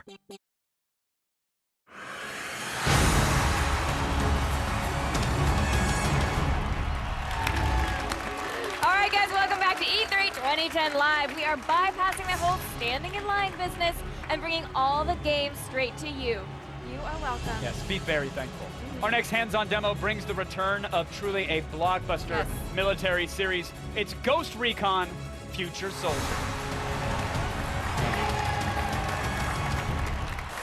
Here to show off the latest Ghost Recon is Ubisoft Red Storm producer Stuart White. Welcome. Thank you. Thank you. So, Stuart, we've heard a ton about Ghost Recon Future Soldier, but for those who missed the conferences or whatnot, who are we, where are we, and how are we invisible again?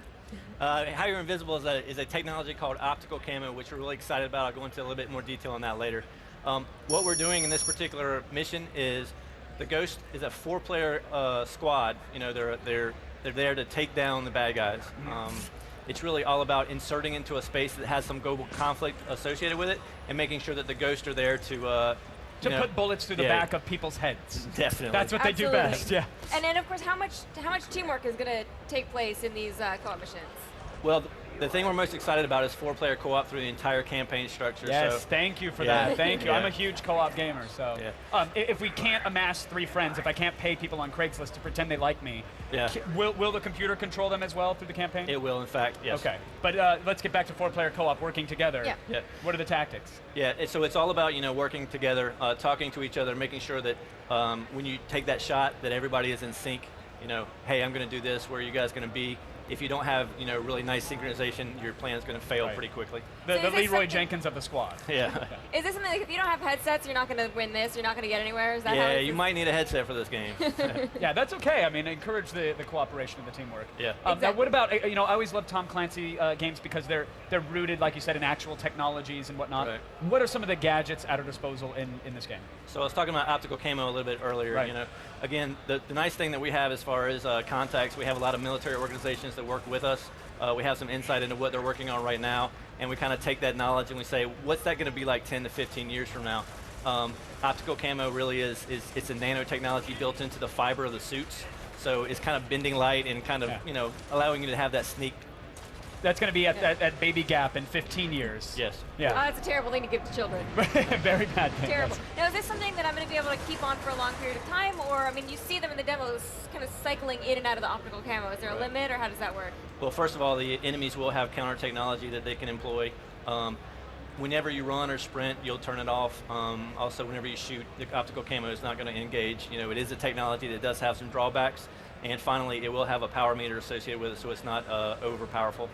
And is this something like if I'm, if we're hanging out here and a guy in optical camo walks here, would we be able to see him? Are they going to be able to see you that easily? If you were paying really good attention, you could probably see him because it really just breaks up that silhouette. But if you're not paying attention, you're not going to see him. Now, Stuart, I mean, there's a lot of focus on optical camo because it's flipping awesome. It's awesome, to say the least. But that makes me think, okay, this is clearly going to be a stealth game, but it's not just stealth, right? Right. We definitely want to have stealth as an element that you can enjoy.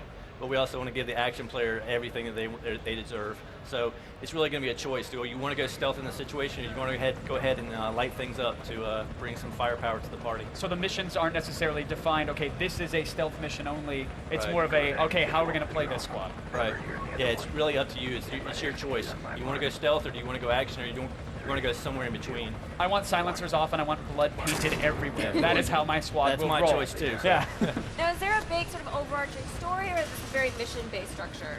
It is mission-based structure, but there will be an overarching storyline. As I mentioned earlier, the Ghosts are a unit that gets inserted into a global scenario that they don't necessarily want to have, explode into global conflict. So they send the Ghost in to sort of say, hey, maybe we can bring the scenario to an end before it gets started.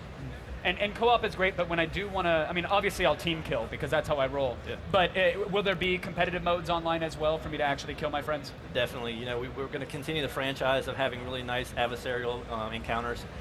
The actual game types I can't go into right now because we're still developing. Sure you can. those. No, it's fine. Yeah. No, what are you working on? What's on the whiteboard? Yeah. But we do want to give the players as much as they had before, plus a little bit more. And what are some of the other gadgets that we're going to see? We have not only the MRB is our major weapon that we'll have in the game, but we'll also have 30+ other weapons completely customizable. You can add laser designators, optical sights. It's going to be a plethora of gadgets that you can stick on top of that gun. And then, oh, go ahead, sorry. These are all gadgets that exist or could exist? Again, they're gadgets that right now you could go ahead and say they might exist, but we're just not sure. Okay. They're in somebody's camoed mind, like Yeah. it's happening. You are on every platform imaginable. There's going to be the play-at-home board game as well. What are you releasing on and when? It's going to be on 360. It's going to be on PS3. It's going to be on PC. We also are excited to have it on the new DS platform. On the 3DS? You guys are going full 3D, huh? Yeah. Very cool. Awesome. Will I be able to take 3D photos of friends that I'm killing in real time as well? If that's what you want to do. Okay, I'll Maybe. just put it on the whiteboard as well. Stuart, absolute pleasure. Thank you for being here. Really appreciate Thank you so much for coming by. Thank you. Now, let's send it over. She might be in camo. I don't know if it's active camo at this point, but it's Olivia. Hopefully she's there. There she is. Magic. I know. Magic. Release a dove. No. Okay. Earlier today, Nintendo held their E3 press event, which pretty much won the internet. Twitter exploded over the revelation of Zelda, Kirby, the 3Ds, and a ton of really great surprises. You guys want to know what went down? Pictures.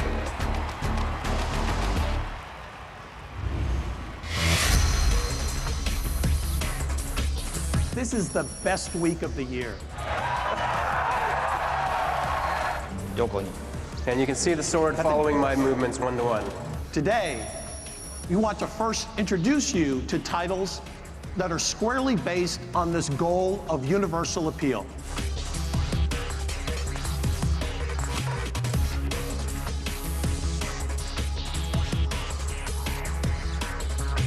I can't wait for you to try this. Nintendo 3DS is also capable of displaying 3D Hollywood movies. No more glasses. Nintendo has once again raised the bar.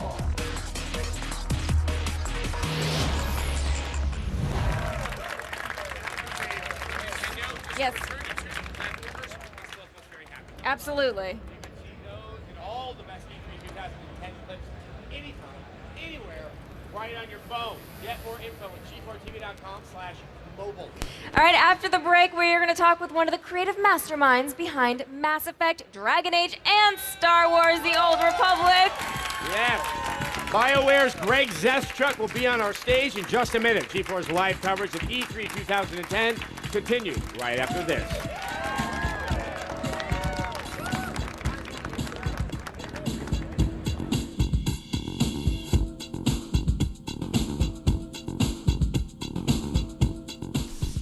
E3 2010 Live is brought to you by Hanes. Play comfortable in the lay flat collar undershirt. We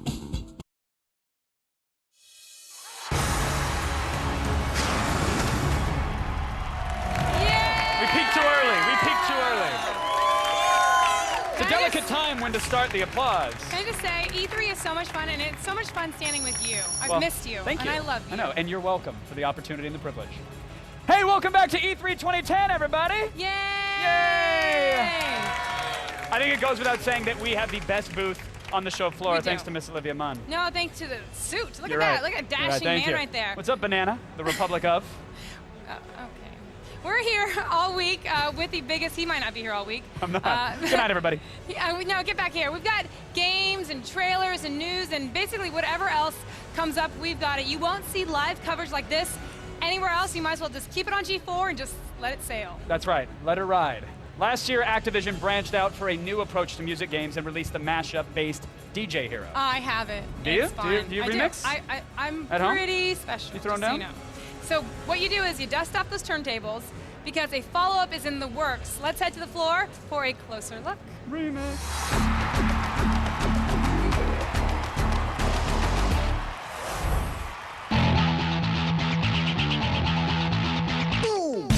If you ever dreamed or even joked about mixing it up like Grandmaster Flash, then it's time to put your fingers to the faders for DJ Hero 2. Now I'm here with Jamie. He's the creative director of DJ Hero 2. Now I'm going to start with a tough question, a little bit. The first game was great. What makes this one different? Well, I guess answering that question first, you know, we were #1 IP in 2009 based on money. We had a great fan base, really good party game, and there was a load of things we didn't get it to put in that we wanted to put into 2, so that's kind of where we got with this one. And we also, you know, we wanted to put a lot of new stuff in there, bring the social side to it and things like that. Have you got a lot of new tracks and any famous DJs or? Yeah, we got a whole bunch of famous DJs. We've got Deadmau5, who I can tell you about now. We've got a whole bunch more who I can't tell you about just yet. And then tracks-wise, you know, we really broadened it. We wanted to make sure that all the tracks, or at least most of the tracks that are in the game are from the last few years. And then we got a whole bunch of new features as well. So we've got the freestyle stuff, so you can completely customize tracks yourself now. You can crossfade in and out stuff yourself. You can scratch stuff yourself. And we've really enhanced the sample stuff. Okay, well I love the first one and I can't wait to break it down on the turntables on DJ Hero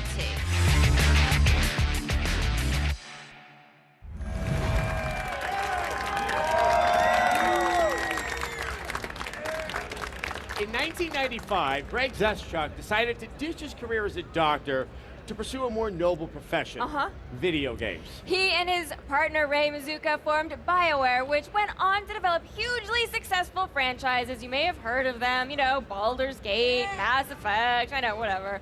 And Greg is here celebrating the company's 15-year anniversary.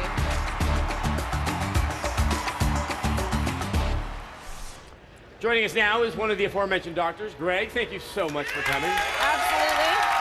Whenever we tell the story about you and Ray being doctors, I always hear in my head something like, I always wanted you to be a game developer. Why are you such a doctor? But let's start with a little bit of a history lesson. BioWare, where does it come, like, where does the name come from?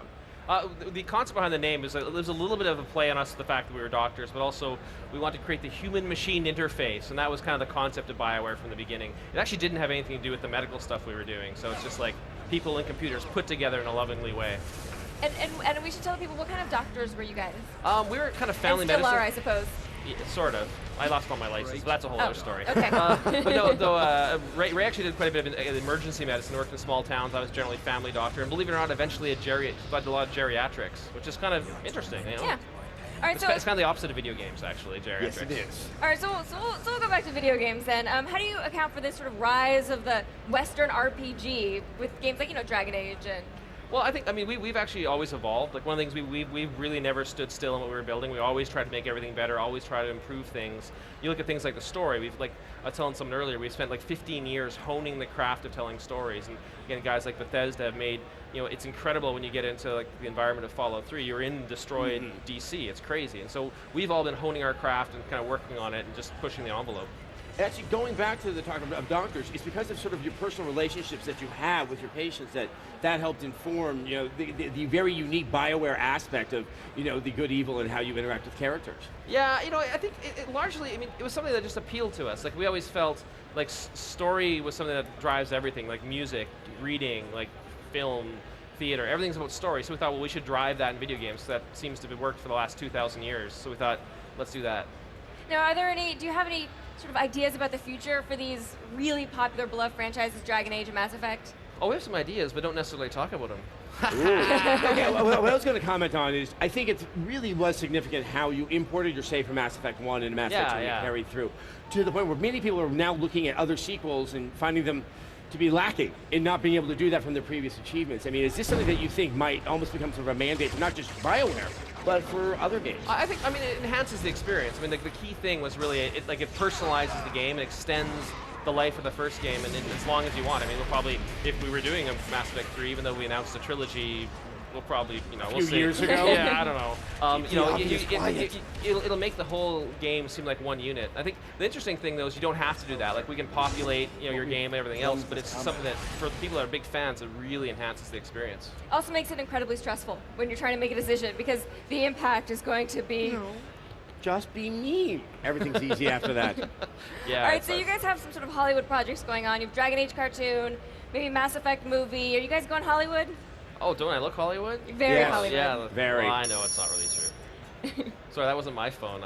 No. It's just my reminder that I have to talk. Oh, sometimes. Go ahead. No, you. So 15 years into BioWare.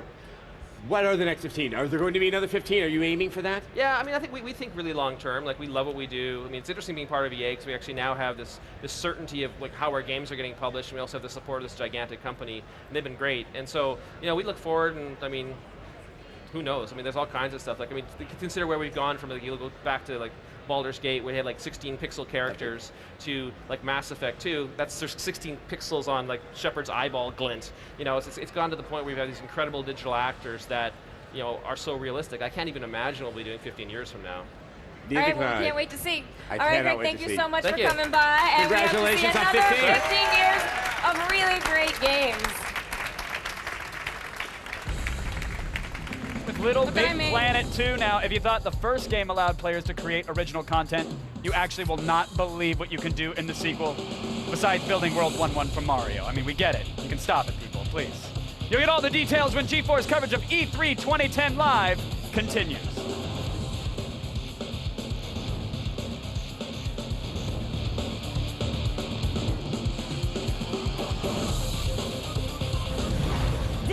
One of the nicest booths that I've ever seen at a gaming convention. I love it. They have images coming on all the different screens here. It looks amazing. They have live artists painting portraits of Mickey over here. Very cool.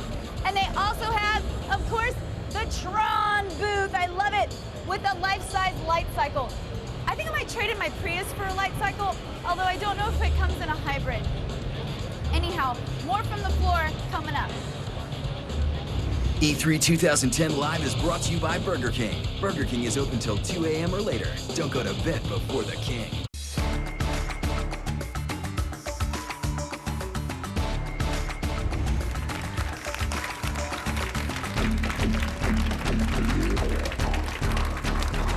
Yay, games! Welcome back to E3 2010 Live. We are taking you inside the biggest video game event of the year, like nobody else. That's right, we're demoing all of the show's most wanted games, and our next one is a sequel to the PlayStation 3 platformer that encouraged everybody to just do it themselves. Let's go hands-on with Little Big Planet 2.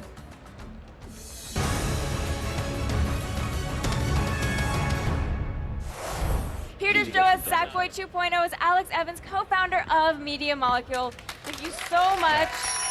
I'm ready to experience the joy that we first felt when we first played Little Big Planet 1, and it was amazing. I still find myself with that same grin mirroring my Sackboy when I go online to see what people have made with this. And now they're making like teleportation devices and actual computer calculators out of your game. It's completely crazy. I mean, we had no idea what they were going to do, and that's the foundation of Little Big Planet 2, really. It's just, we were astounded by the community, so we thought, what if we take some risks and we give them the most insane tools? The goal is, if you can think of a game that you can do in kind of 2D, whether it's top-down, side-scrolling, shooter, whatever the hell you want, you can do it in Little Big Planet 2. But how do you guys accomplish that? Well, I mean, we just took it apart and let you know what, it's super simple. We invited a bunch of creators into our office and we said, you've got 24 hours. And we gave them the simple, the direct control. You take a 6-axis, you can wire any button you want to anything, whether it's another Sackbot, you've got non-player characters.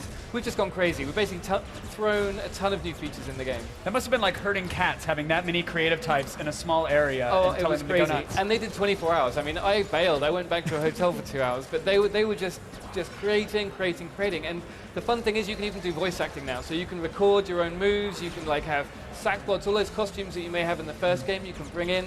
and dress characters up, so it's cool. So obviously you have to be giving the developers and the creators here, the end user, this tool set. What are some of those tools in that set? Like if I can conceive, like we saw like some sort of hoverboat style racing game earlier, you know, Yeah. like what are some of the actual game types and tools that they'll have at their disposal? I mean, the game types are crazy. One of the guys has actually managed to build like an RTS game. That really blew my mind the first time I saw it. Like, you know, with a cursor and multiple selection and unit creation and stuff.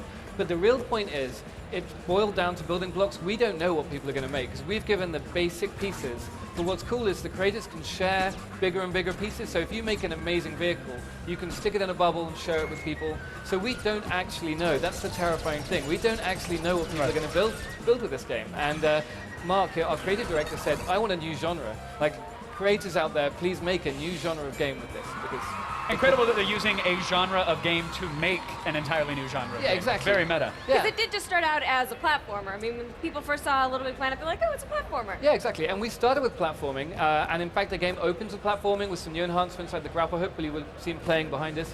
But also, once you just get into these create modes, we've added competitive modes. So you don't just cooperate anymore. If you want to, you can set up deathmatch, you can set up like capture the flag, you could do all kinds of stuff. You must know that people would always, I mean, I would always drag my friends into spike traps anyways. Right, Like, exactly. I know we were supposed to cooperate, but And that the grapple never hook is happened. great for that, because you can do it over the length of the level now. You can grab the guy and wheel him in. So. Yeah, so let's talk about that. Okay. That's one new addition. What else have you guys thrown in there? Okay, so this level we're seeing right now is they're wearing a new one called the Creatinator. Now, right here it's used for rocket-propelled grenades, so that's pretty cool. They're basically just deathmatch, player versus player, nuking each other. But you can actually make that Creatinator emit anything. A bunch of flowers could come out of it, or a cow, or whatever the hell you I like. prefer the giant rocket that you guys have giant gone rocket's with here. pretty good. I mean, this level was actually built in 20 minutes.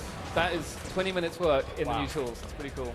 And why do you think your sort of your level creation tool has really caught on where, you know, it's included in a lot of different games and it, you know, people maybe mess around with it a little bit, but it hasn't really taken on a life of its own? I mean, I think the key for us now is the breadth. We were really astounded by the breadth of content that was in Little Big Planet 1, and so we're just really trying to service that. We really listen to the community, and we're also putting in new features that integrate with the web, so now if you can actually advertise your stuff. If you make an awesome level over the weekend, or even just a cool costume for Sackboy, you can actually promote it now, which is so cool. Very cool. I mean, that must have been one of the biggest challenges, is that people did answer your call to create cool stuff, and then you had suddenly an aggregation and a Yeah, there and were a millions core of issue. levels, and how do you get the good stuff to bubble to the top? Right. And one of the things we realized is there are a bunch of people out there who are like the journalists of LBP. They really want to be out there kind of promoting the good stuff with the good taste or whatever, so that's what we're going to do with the website integration. So you're going to empower them to sort of highlight the best of the best? Exactly. Now, so if somebody's not interested in doing any level creation, they just want to play through the single player campaign, you guys in Little Big Planet 1 created just the most beautiful imaginative levels. Yeah. There's still going to be that available for Absolutely. people. So there's a full new campaign, single player, multiplayer. You can play on the Blu-ray. You don't even have to worry about create. You can just dive straight in. It's themed around different areas of creativity. So we have stuff like Da Vinci, who you meet at the beginning. We have full voice acting. The storytelling is great. We have filmmaking tools. So the story will hopefully be worth the price of admission on its own. I love it. From new gameplay modes, genres unexplored, to it sounds like the next level in Machinima. You guys have clearly hit it out of the park again. Let's Alex, hope so. Thank you so much for coming by. Thank you very much. We're both huge fans of Little Big Planet. So thank you. Have a good E3. Now let's send it over to Adam Sessler. All right, now Fable 2 was a worldwide hit with almost 4 million copies sold, and it holds the honor of being X-Play's 2008 Game of the Year. An ambitious sequel is on the way, and this time you've got even more hard decisions to make, because now you're the king.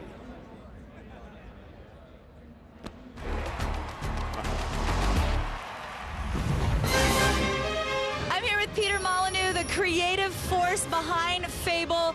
You really need no introduction. We're really excited about Fable 3. Tell me everything we need to know about it. The game starts out, you're a rebel, there's this horrible evil king called Logan, he's ruining Albion, you've got to get followers and supporters to follow you, you're going to overthrow him, and then you're going to become king yourself. That's the halfway point of the game. If you want to know what it feels like to be in control, to be powerful, play this game. People will do as I say, or they will die. This game is a role-playing game, but a very different way of playing a role-playing game, where everything levels up, where combat is so accessible that I could give you the controller and you could immediately use it, but so deep that it allows you to craft your own way of fighting. where you can get married in the game, you can chat people up, you can have sex. Sorry, America. The list of features really is endless. Flawless. Who could resist you? You mentioned fixing some of the things that needed fixing. What needed fixing? There were a lot of these things in Fable 1, Fable 2, where you could go up to people and you could kind of break wind and make them laugh and tickle them, but it didn't really do anything to the game. Well, now, the whole game is all about getting people to follow you. So everything you do in the game makes someone follow you or leave you. If you get enough people to follow you, you get more and more powerful. When you've got a certain threshold, that's when you can take on the king that's there. You've got enough supporters to actually overthrow him. I'm really excited about the October 26th ship date on this year. Yay! In fact, 1 minute past 12, it's going to be the PC version, and it's going to be the Xbox 360 version. They're going to ship, and that is going to be a great feeling to get out the ship. Well, Peter, thank you so much. We're really excited to see where Fable 3 takes us with this story. Thank you so much. Oh, burping in libraries. Coming up, everybody, we get to make some smashy and go hands-on with Red Faction Armageddon. Find out what's in store for the next chapter of the sci-fi series that is all about glorious environmental destruction. And later, don't miss the second part of our Call of Duty Black Ops demo.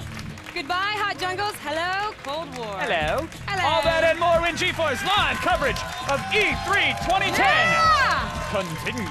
I just can't stop saying woo! Woo!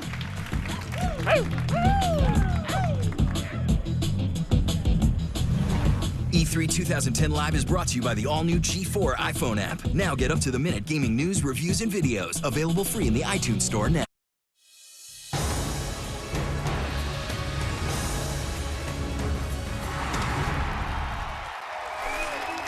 We got a little slow jam over here. All right, guys, welcome back to E3 2010 Live. The Los Angeles Convention Center is packed with people. And to those of you who managed to trick your way in, we salute you. Yeah, well done. Coming up in the next hour, you're going to see even more live hands-on demos, including the game that lets me indulge my Total Recall fantasies, which is playing tennis with a holographic instructor, by the way. That's not that fantasy. No. Red Faction Armageddon will be live on our stage. Let's get the latest on Bungie's Halo Reach and the world premiere of Firefight Mode. You are not going to see this gameplay anywhere else. And later, don't miss our live hands-on demo of Fallout New Vegas. Get ready to sink hours and hours into another depressing and violent apocalyptic adventure. Yay! Absolutely. But first, let's send it over to Adam and Olivia. Thank you, Kevin. Now, Red Faction Guerrilla was one of last year's most pleasant surprises, a game that took destruction to a whole new level. You could literally dismantle buildings brick by pylon. Everything was destructible. The game has sold over 1 million copies, so naturally a bigger and better sequel is on the way. Let's go hands-on with Red Faction Armageddon. All right, here to take our asses back to Mars is producer for THQ. Say it, believe it. Just believe it. I wanted to say Believe Heine it. or something completely He's like gonna take our asses back to emasculated. Mars, people. That's right. Anyway, Jim Jim Boone from THQ. Thanks for joining us. So, obviously, Red Faction Guerrilla was a little more topside. We're now underground. Now, when you take the destructibility of environments and you put it underground, that's got to change up the whole nature of destruction. Absolutely, yeah. You know, one of the things that's really helped us out by bringing it underground is that you have you have the walls and the ceilings that you didn't used to have on the surface. So you have a lot of objects that you can place on the walls and the ceilings. You can imagine the kinds of destruction that you can do where you're bringing things down. You have them strategically placed where you can bring them down. Sometimes people just have a lot of fun figuring out what is the best thing that they can bring down in these types of environments. So it definitely caters towards that.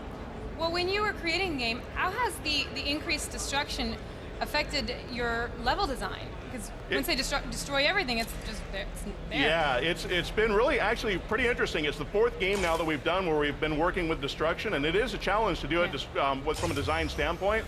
But the thing that is really helpful about it is that when you've worked on it for as long as we have, you start to learn certain techniques and certain ways that you want to lay your levels out and the kinds of things that you want to put into it. And what we always talk about is we want to lay these things out in a way where people feel like they are figuring out how best to destroy the world. In other words, rather than having the obvious place that someone understands X marks the spot, it's more about gamers trying to find out how can I destroy this world in a way that the designers didn't even think about. What's your best way to destroy the world? What's your favorite? My favorite way is we have light fixtures to hang on the ceilings. Being able to destroy those things and have it come crashing down on the enemy, just see them just give. Wow. It's pretty It's awesome. simple, It's a lot of yet fun. awesome. Very simple, but yeah, very effective. Now, also, one thing that has been mentioned is that the destruction in this game, it also, it's going to be more motivated, whereas like you can just go around and just destroy everything willy-nilly, but it wasn't so much that the game was asking you to. Yeah, there's exactly. a story. What's the story? Yeah, so the story, it actually takes place 2 generations after the events of Red Faction Guerrilla, and the surface of Mars has been ravaged and has forced all the colonists to go below the ground. And they've set up a civilization there, they've rebuilt it from the ashes, and it took them about 10 years to do that, but unfortunately they've encountered a new enemy, and in a very short period of time, on the order of a couple of days, that enemy has gone through and just started massacring everyone. And so it is literally infesting the world. So when you have to destroy these targets, you're actually helping to eradicate the infestation of the area. It's not necessarily just a tactical standpoint, it is literally infested and you have to destroy these targets. Now you keep using destroy, and I'm guessing it's more than just our own bare hands. So we have weapons. We have really great weapons in these kind of games. What new weapons will we get to see in Red Faction? Yeah, one of our favorite ones actually, it's kind of our signature weapon, is called the Magna Gun, and it's a pretty simple concept, but what it is you fire, you shoot your first projectile at a particular target, and then you send the second projectile, and the first target goes flying towards it. So to paint a better picture, imagine you shoot a side of a building, and the entire wall of that building goes flying at your second target.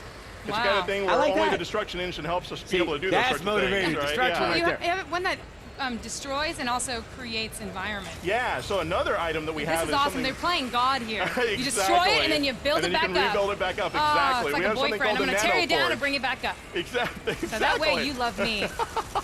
It's like a Tinker Toy set.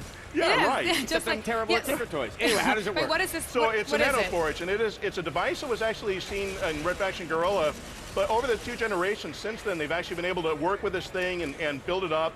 And one of its abilities is to repair. So literally anything in the world that has been destroyed that is man-made, you can walk up to it and repair it back to its pristine state.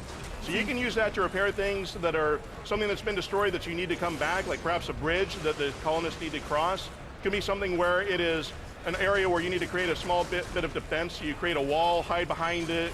Basically, it's messed up and then you fix it. It never happened. That is exactly correct. Never happened. Do over. Now, as we just saw there, I have a feeling you're not going to give me all the details I want, but I think we're looking at a new type of enemies than what we've seen before in the Red Faction series, something maybe less than human? That is correct, yeah. We don't go into too much detail on exactly what these things are, but they are definitely part of this infestation that's going through the world, and we're showing a couple of different enemies right now. There's a lot of different classes of enemies. You still have humans that you fight in the surface because you're still waging war with them.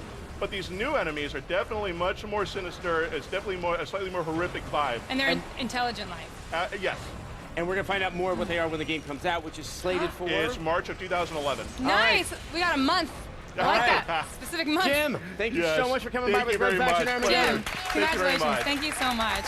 All right, let's send it over to Morgan. All right, despite claiming that they were done with the PSP and God of War games, developers Ready at Dawn have proven themselves to be full of it. And really, we couldn't be more thrilled. They have brought God of War Ghost of Sparta to the show floor, and we sent Allison down for a closer look.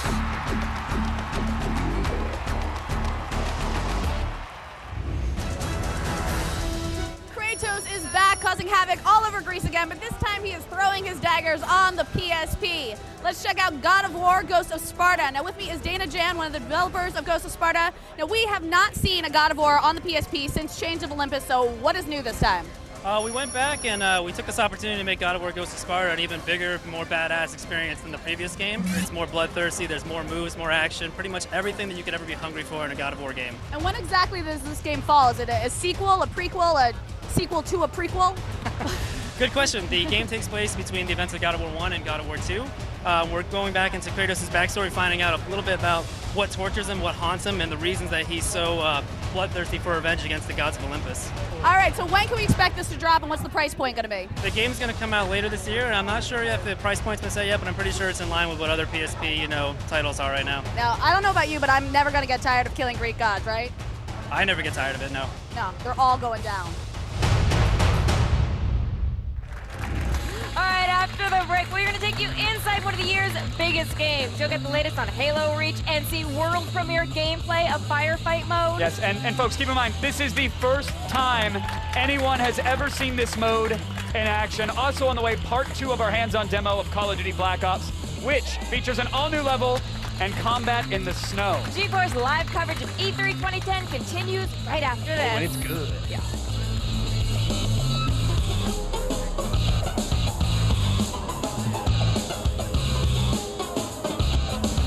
Let's be honest, there is no bigger video game icon than Pac-Man. And here at E3 2010, we are celebrating the 30th anniversary of Pac-Man. We've got Pac-Man cereal from the 80s. We have got Chef Boyardee Pac-Man pasta. And my personal favorite, the 4-player table console of Pac-Man. I'm gonna be pink, and I'm gonna eat me the hell out of some Clyde right now. Oh yeah, you're going down. Yeah! E3 2010 Live is brought to you by Burger King. Burger King is open till 2 a.m. or later. Don't go to bed before the king.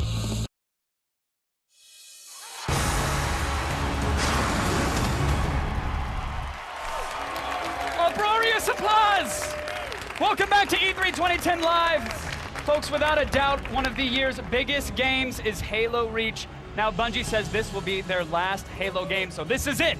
Savor the moment. Really marinate it. Now let's send it over to Allison Hayslip and Blair Herter for a world...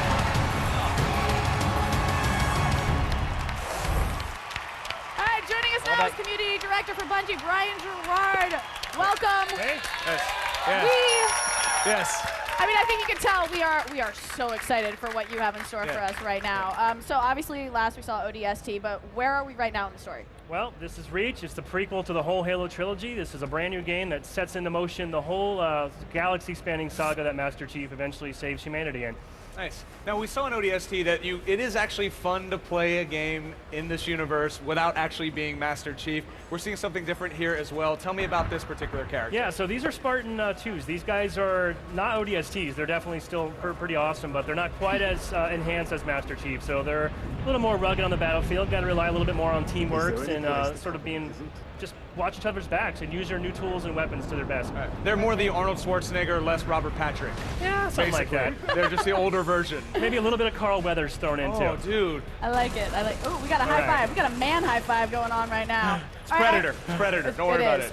Now, I have to ask, because obviously everyone plays this game for this, new weapons. What do we have? Well, we got a lot of returning favorites. We have a lot of brand new stuff as well. I think we're going to debut 1 or 2 here tonight, I believe. Yeah, I actually heard a little rumor that you're actually debuting for the first time ever mother freaking firefight. That's right. Yes. It's back. That's right. I will clap for that. That's right. Dude, everybody knows about it. Everybody's really excited about it. Here for the first time ever, tell us about this. Please. So Firefight's back. Obviously, we unrolled it last year for the first time in ODST. It's 4 players. It's you and your buddies going against non-stop waves of Covenant. And for Reach, we've got quite a new things packed in there as well. Wonderful. Now, Bungie is known for actually listening to their fans, thank goodness.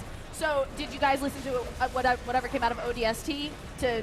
Yeah, you know, I guess a few people thought maybe Firefight would be more fun if it had matchmaking support, so we added matchmaking support. Fantastic. Matchmaking support for multiplayer mode? Yes, you're never going to play Firefight by yourself again. So if I wanted a milkshake with my game, could I get that? Do you just grant all fan maybe wishes? in our next game we okay, can send sweet. that to I'm going you. to look for that. Only appropriate when a girl asks you that question. It would have been so different if I would have asked you that. Now, let's take a step back. You said that there's a lot of new things in Reach that you guys are bringing to the table. In this mode specifically, what else are you guys adding that you didn't have in the first one? Well, matchmaking is a huge addition, and we're really happy to have it. I think the other biggest change to Firefight specifically is we're giving players a really insane amount of customization options. So you get to decide what kind of enemies you want to fight in each wave, what kind of weapons you want to have. You can even create your own custom skulls and decide when they activate and what effect they have on the game you're playing. Very nice. So you are really leaving it up to the fans on this. We are. We're giving you all the tools, and we're going to let you create your own game types, and you put them online and share them with your friends. Fantastic. Nice. Now, the beta was out not too long ago, and you guys made some changes to your multiplayer mode and that. Are those changes going to affect the campaign at all? Absolutely. We had over 2.7 million people play our beta, lots of vocal, awesome fans, and we listened to all that feedback. And I think the biggest thing you'll notice right away is that we've bumped up the movement speed of the Spartans a little bit, and you'll jump a little bit higher. So a little more closely aligned with what you had in Halo 3, but not quite as far. I like it. Now, Brian, this is something, a franchise that you guys have built from the ground up. What you're saying now, and I refuse to believe you, is that this is the last game you guys are going to do. So you've had a lot of time to make this franchise. This is your last one. This is your curtain call. What did you put in this game? Was there anything that when you first started, you're like, this is what we want to do by the end, and you're finally here? Anything make this game that you've been waiting all these games to put in? Well, I mean, Reach for us, for the whole Bungie team, this is a decade's worth of development in the making here, so we can really pull forward all the things that have defined the series and do things now we could never do before. Battles that are bigger, we're going to take players into space, and we're going to have a scope and a scale of combat that we just couldn't do last time. So we're going to go out with a bang, and this is going to be our definitive Halo title for sure. Yeah, now this is a bit of a personal question, but I actually heard that you guys have some really cool voice acting in this game. Yeah, we have a couple surprise people coming back. Can we and some talk new about people them at as all, well. or no? I don't know if we're quite ready to let that cat we out of the have to bag. be I can tell you that one of our Sorry. favorites from ODST will be back making a cameo appearance, so I'll leave it at You that. need to be secret of that, but you said space battle. Let's space like it's like we're fighting in space. Yeah, so we What's gave that people about? a glimpse of that at the keynote, but you know, this is a planetary scale battle, and we will be fighting on the ground. You'll get in a ship, you'll launch up into orbit, and you're going to keep fighting, and it's a seamless transition, and that's just one of the things that we're doing that's brand new and never been done in a Halo game before. Plus jetpacks. Oh, of course, lots of jetpacks And and the jetpacks. brand new abilities today. With Firefight, we're showing off the drop shield, which is sort of a bubble shield mixed with healing ability, so you can be a medic for your friends now as well. I like it. So when can we be a medic? When can we fight with jetpacks, space battles? When are we seeing this game in stores? Halo Reach will be dropping in the stores on September 14th. Awesome, man. Well, Brian, thank you so much for Hey, stopping by, thanks for brother. having Really me. appreciate it. Thank I know we're you. all Thank you. very excited about this game. Again, thank you so much for coming by. For now, let's send it back over to Olivia. You guys are just in time for some more multiplayer madness, sponsored by America's first 4G phone, the HTC Evo 4G. This exclusive first look is brought to you by Sprint.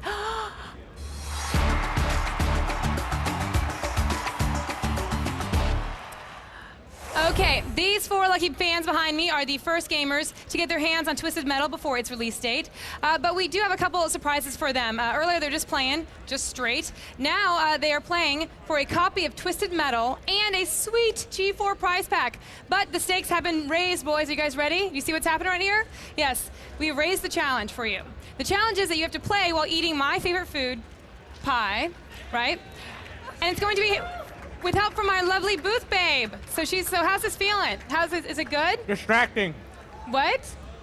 Feels distracting and delicious. Yes, but okay. And do you think your gameplay is getting better or worse or? A lot worse. Do you even care? Nope. All right, good to go. All right, and how are you feeling? Pretty good. Do you enjoy pie? I do like pie. Okay, do you think that you can concentrate? Well, she's almost naked basically. She's just wearing leather strapped to her body. How are you doing? You good? All right. I'm asking you questions, man. Can I know. you just okay, see. Are you good? Yeah, I'm good. You good? Yeah, I'm good. You good? Okay, cool. How are you? I'm doing great. This man is focused. All right. How you doing? Good. You ready for a white lady to feed you pie? Mm-hmm. Oh, yeah, that's happening. Yeah, right now, let me just describe what she's wearing. One, by the way, not a professional race driver. They might get confused because she's wearing a jacket, but she is not. Yeah, that's exactly what I was thinking. Yeah, were you really thinking that? Oh, yeah, look at that. Do the airplane noise for him. Do the airplane noise for him. Go ahead. Airplane noise. Okay, I don't know where you see airplanes. Okay, good job. All right, how about you, my friend? I'm doing good. Yes. So do you enjoy pie and hot ladies? Mm-hmm. Wow. Oh, you really went in for that. You hungry? We should get you like normal food, I think. How are you playing? Good. Keep eating. Can you just keep eating? Can you just eat? Open your mouth. Can you open your mouth? Can you open your mouth? Thank you. Oh, that's good. How is it? Do you like it? Right. Do you like her? Yeah. You didn't look at her. Is this uncomfortable for everybody else? Because it's really uncomfortable for me. Okay, so guess what? You don't. Oh, look at what you did. Look what you did to the booth babe girl. Oh, okay. Well, you guys, time's up. That was exciting for me. And I like to pick my winner. And the winner is based on just what I want. So congratulations to Awkward Guy number 4. Yay! Congratulations, you just won a G4 bag full of swag, including a classic Walkman, so you can, listen to all your favorite cassette tapes right there. Awesome. Also, you're getting the best the copy of Twisted Metal when it comes out. When it's officially released. Here it is. That's okay. Don't stop checking your pie. All right, we're working here. And also, you get a handful of nuts from me to you. Oh, and G4 swag. A special thanks to David Jaffe and all of our Twisted Metal contestants. Stay tuned tomorrow for a new game and a whole new contest. Tomorrow, G4 welcomes NASCAR to the stage. The creator of the Gran Turismo series and Sprint Cup series driver, Kevin Conway, will join us and host to race in the PlayStation 3 exclusive Gran Turismo 5. Several lucky fans will have an opportunity to try to beat their times live on our stage and then play for more prizes like a handful of nuts. Oh, look at you. Oh. Second guessing you. I'm sorry. Now it's mine. Kevin, now it's mine. You happy? Woo! Woo! Oh, I'm sorry. The Blue Angels are doing a flyby because that's what airplanes sound like these days. Woo! Hey, if you were forced to crack a safe, how would you do it? How would you do it? It's rhetorical. Earlier in the show, the hosts of G4's new series, It's Effin' Science, they use liquid nitrogen and then an air arc. Google it. Here's Angie Greenup with their third and, believe it or not, most dangerous attempt. Seriously, how would you do it? Thanks! We're out here trying to hack science to open up some locked safes. So Chad opened his safe by burning it with pure oxygen, and I opened mine by freezing it with liquid nitrogen. So now, for our final safe, Mark has promised to wrap things up with a bang. Mark! That doesn't look safe! His idea to open his safe is so dangerous that we do not know what's going to happen to it. Yep, using some good old-fashioned explosives right here. Going old school. All right, before you blow that, I'm walking away. Yeah, me too. Whatever, you better walk fast. I got about 15 seconds on that. Here goes something. Ooh, yeah, that thing's hot!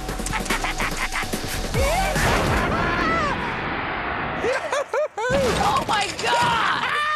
The shockwave lifts a layer of dirt more than a foot in the air. Mark was right here just a second ago. He nearly bit the big one. Cartoon style. Mark, that worked pretty well to get the safe open. Whatever you had inside it is completely gone. Well, I guess we know who won this effing challenge. So there you have it. 3 different ways to use science to open up a locked safe. Just don't call us if you need someone to post bail. Be sure to stay tuned for our season premiere of It's Effin' Science right after G4's E3 coverage. Mark, get your hands out of the liquid nitrogen! All right, thank you, Angie. It's Effin' Science premieres next, right here on G4. And keep it here because the year's biggest games are still on the way. Coming up, we're going to have the second part of our Call of Duty Black Ops demo. This time, we're leaving the jungle behind and squad up for a brutal firefight in sub-zero temperatures. We'll be right back.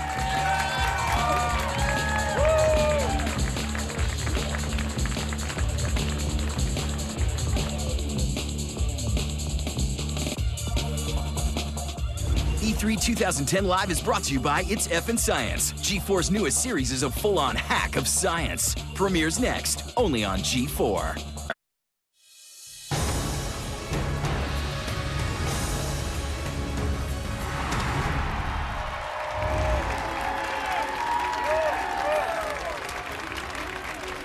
Welcome back to E3 2010 Live. Now, earlier in the show, we gave you a taste of Call of Duty Black Ops, and we know it was not enough. No, it wasn't. The developers are back to show us more, and this time they're showing us a whole new side of the single-player campaign. Let's go hands-on.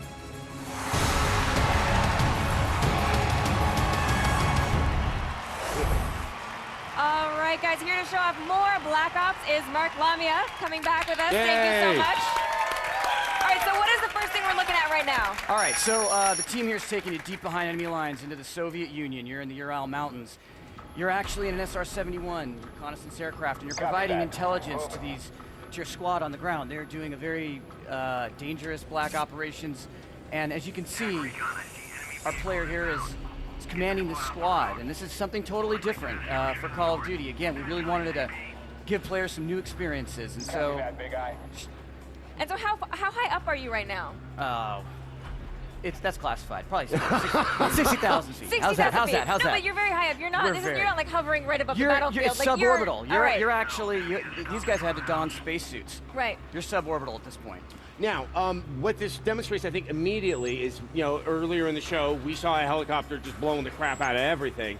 You are going for very different tones, it looks like, from level to level. I mean, what's the level of variety that we can expect from Black Ops? That is, that's actually something we've been going for, level of variety. So pacing in this, there's a setup here, obviously completely different than the all-out action that you saw with Payback earlier. So we're doing the setup here. and you're controlling this squad. But then, in a couple of seconds, what we're going to do is we're going to bring you down.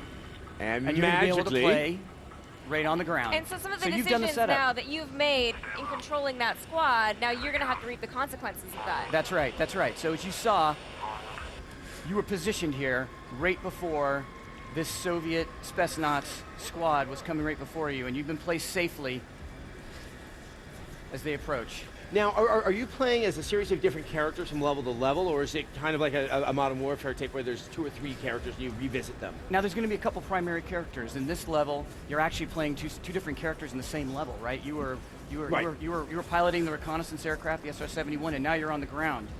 And in this level, you're playing as Mason, or Hudson. In the last level, you played as Mason.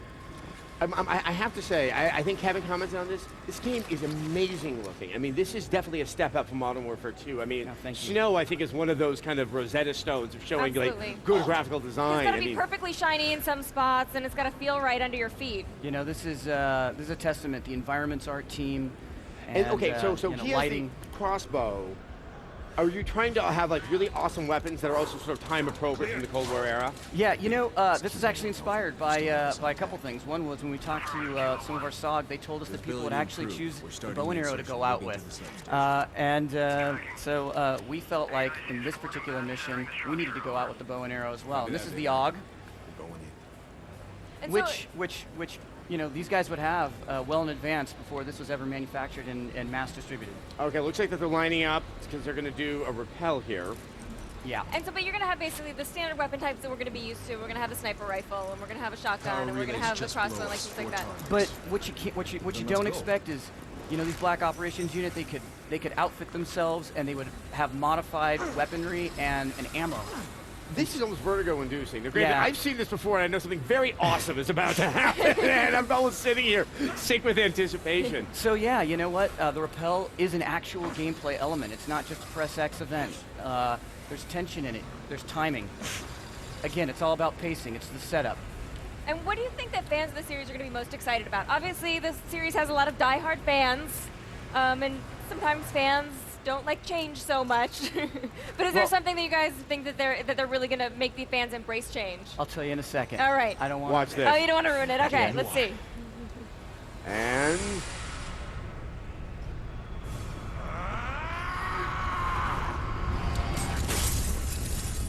this is awesome. So this is what you think the fans of the series are going to be excited about. Is that what you're telling me? Yeah. Who doesn't want to do that? Absolutely. What clearly is that we're now looking at a level that's kind of, it's more action movie. I think what we saw before felt a little bit more towards the sort of realism of combat in a particular era. I mean, are you trying to kind of get a balance between the two in the game? Yeah, everything, really. Variety, pacing, cinematic elements, all that. Those are all key areas that we focus on, make our design decisions. It's definitely very, very impressive. Now, I mean, did you guys do research on potential operations that may have been happening during the Reagan and Nixon era? Yeah, we did extensive research throughout the era. We talked to the veterans, and you know, I couldn't tell you if these missions really occurred or not. But what I can tell you is that they're inspired by. Yes, well, that's you know. So you can talk to the veterans about like what types of missions maybe that they went on, and then you're going to be able to render that actually in the game. Absolutely. And it is an interesting era that I think gives you a lot of variety and stuff to play with. Exactly. It totally opened up bursts of creativity inside the studio. All these Black Operations, and we learned about them, the locales, the weaponry. So, yeah, you know, the crossbow here, you had the AUG. We got the shotgun, the fast shotgun. Let's get one more kill in. And boom. And the most important question, when are we going to get to play? G4 is approaching the objective. You're going to get to play on November 9th. November 9th. Yeah. Cannot wait. I want to see more of this, so you are more than welcome to visit us on the X-Play stage. Yes, Treyarch, you've done it. Thank you very much. Thank you so much. Give a round of applause for her. And let's send it over to Kevin and Olivia. Here, come play Olivia. Attention all iPhone owners. If you want to stay plugged into G4, and who wouldn't, right? I have one. Thanks, Olivia. Guess what? Now there's an app for that. No Asian app. What? No, she did great. She was good. good. You cannot find one Asian. Asian in. The best half of you. The Asian half. You're right. She should get in here. She's prettier. Hey, whether you're on the toilet or stuck in traffic, Use the G4 app to get a metric ton of gaming I'll goodness. say that, kiddo.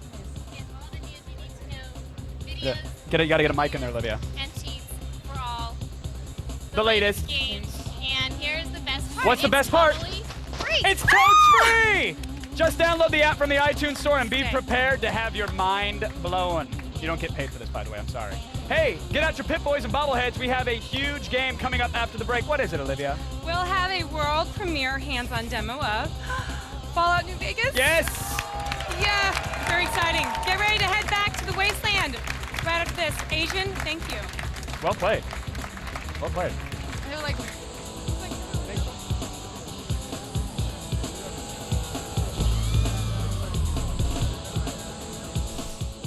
E3 2010 Live is brought to you by the all-new G4 iPhone app. Now get up-to-the-minute gaming news, reviews, and videos. Available free in the iTunes Store now.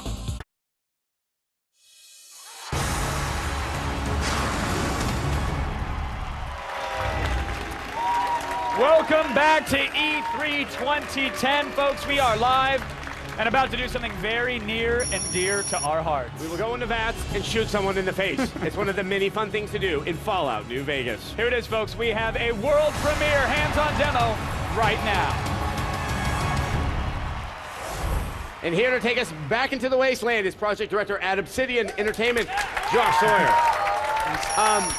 From what I see on screen, this ain't the same wasteland I remember from Fallout 3. We must be in Vegas. Vegas is not what you would expect in the apocalypse. No. So Vegas is almost the exact opposite of DC in a lot of ways, just conceptually and also in our game. So the Capital Wasteland is really run down in Fallout 3. In New Vegas, this area has actually been relatively untouched by the nuclear weapons. You can see they have power, the casinos are up and running, they're getting power from Hoover Dam. So this is kind of like a little isolated oasis in the middle of the wasteland. It's very Fallout Vice City, if you will. I love the I love the neon. Like it's such a fresh look for the engine. It really shows off how beautiful this game can be. Yeah, we really wanted to make sure that the strip felt vibrant and had that sort of googie architecture and style of the late 50s and early 60s Vegas, which is classic Vegas, and it also fits with the retro future style of the Fallout franchise. And I do want to point out, though, that it doesn't all take place on the Vegas Strip, that there is more traditional wastelandy stuff outside of Vegas proper. Yeah. A lot of the game, actually, most of the game, I would say, takes place in what we call the Mojave Wasteland. So this is the Mojave Desert all around New Vegas, going up and down I-15 and Highway 95, and it's mostly... We're going to look at it right here, yeah. Yeah, you're going to be looking at some pretty cool stuff. It's really about, the game is about you trying to find out who tried to kill you, and also traveling through the desert and trying to get to Vegas, and then dealing with a larger conflict in the area. Yeah, Josh, let's take a step back and refresh the story for those who didn't hear. Somebody did try to kill the character that we're controlling. Yeah. What happened? You got left in a ditch? Somebody ambushed you at some point? Yeah, so the game literally starts with you being shot in the head twice and dropped in a shallow grave. So you guys really know how to start a game, whether it's crowning and popping out of the holiest of holies, or being shot in the head and left in a ditch. Well, well, I was going to say, and speaking of starting a game, this is a much quicker start than in Fallout 3. You're kind of out there, fighting things. We knew a lot of the people that played this game had played Fallout 3, and the Vault intro was pretty cool for Fallout 3, but we wanted to make sure that people could go right into the gameplay. Oh, and there we go. That's the gameplay. All right, which brings us to weapons. Yes. Because you already had the basis of Fallout 3 as far as tech, you got to play with a lot of doodads. It sounds like there's more weapons in the game, and they're modifiable. Yeah, so we have about twice as many weapons in New Vegas as we're in Fallout 3. And you can also add mods. So this is the light machine gun that we're looking at right here. You actually have the ability to add a larger drum on it, extends its ammo capacity. You have things that can increase the rate of fire, do all sorts of different stuff, whether it's guns, explosives, or energy weapons. But I think you're downplaying the amount of modifications that have been done here. Like, let's say I wanted grenades that, I don't know, were incendiary, caught on fire, and I wanted to, I don't know, shoot them out of a machine gun.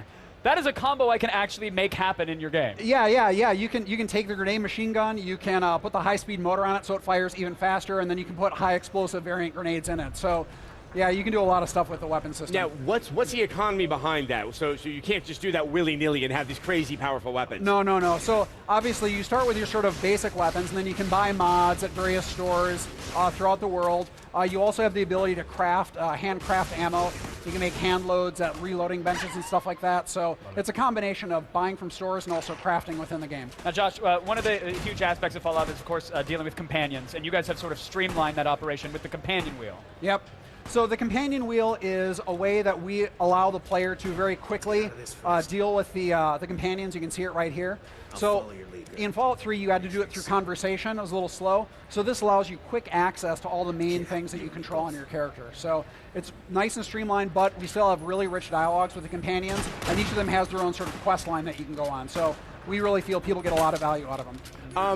Some people have asked me, and I just tell them they're idiots, but they're like, hold on, but is this just like an add-on or something? This is a full-fledged Fallout-sized game. Oh, no, yeah. The Mojave Wasteland is about the same size as the Capital Wasteland. You're not going to be walking around here for 2 hours or anything. And as a value add for people who thought, oh, that Fallout 3 was too easy, you have hardcore mode, if you wouldn't mind explaining. Yes, so hardcore mode it's something you can activate at the beginning of the game. You can turn it off if it's too tough. If you play through the whole game with it, you get an achievement or a trophy. But it adds healing over time. Stim packs don't heal instantly. You have to deal with dehydration, starvation, sleep deprivation in the desert. There's all sorts of little changes that make it a little more immersive and just sort of harder for the player. And wait on ammo.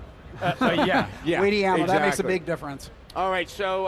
when can we actually get hardcore with this game? It's going to be out on October 19th of this year. Love it. All right, really Josh, can't wait. Thank you so much. Fallout Thank you, guys. Vegas, everybody. A lot of fun.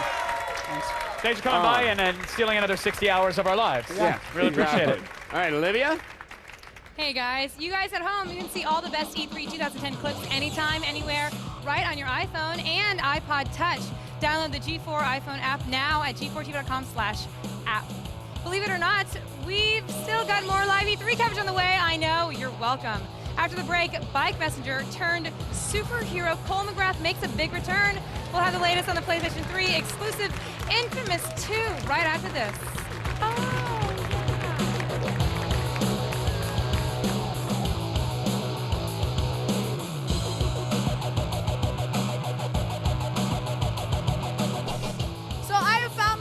Inside this giant hamster ball, which is actually the Virtue Sphere. Apparently I have to save the world from an alien invasion. Oh, there we go. Yeah, all right, I just totally killed a little blue alien. There we go, I just killed another one. I'm walking through this world. I gotta tell you, if E3 was all Virtue Spheres, it'd probably be a hell of a lot cooler right now. Oh, and having a hell of a lot more fun. Come on, die, die, die, die. Yeah, go down, buddy. Yeah! Whoa, whoa. Tomorrow, G4's live coverage of E310 continues with even more hands-on demos of the show's hottest games. The creators of Doom and Quake bring you their Rage, a revolutionary new shooter that will blow you away. Plus, it's murder, Italian style. Silent killer Ezio Auditore returns in Assassin's Creed Brotherhood. Killzone 3 is bigger, badder, and now in 3D. The Hellgast are back in an exclusive hands-on demo. And at long last, Gran Turismo 5 will be unveiled by director Kazunori Yamauchi. All that, plus exclusive interviews, the latest trailers, and all the news as it breaks. E3 2010 is the biggest gaming event on the planet, and it's only on G4.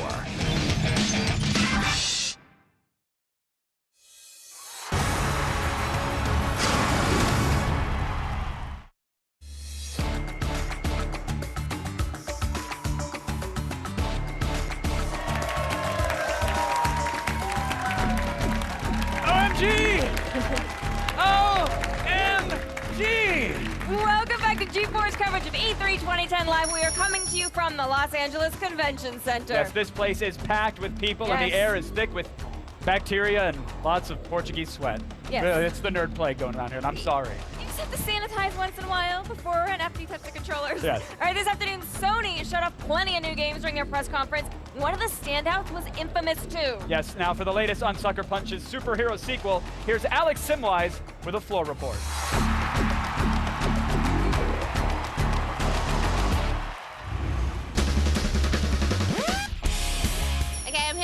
Sony booth to come and see Sucker Punch. So while I'm dodging wayward right hooks and all that kind of malarkey, we're going to go and see one of their new games for next year, Infamous 2. Now I'm here with Nate, who is the game's director, so he's a very, very important man.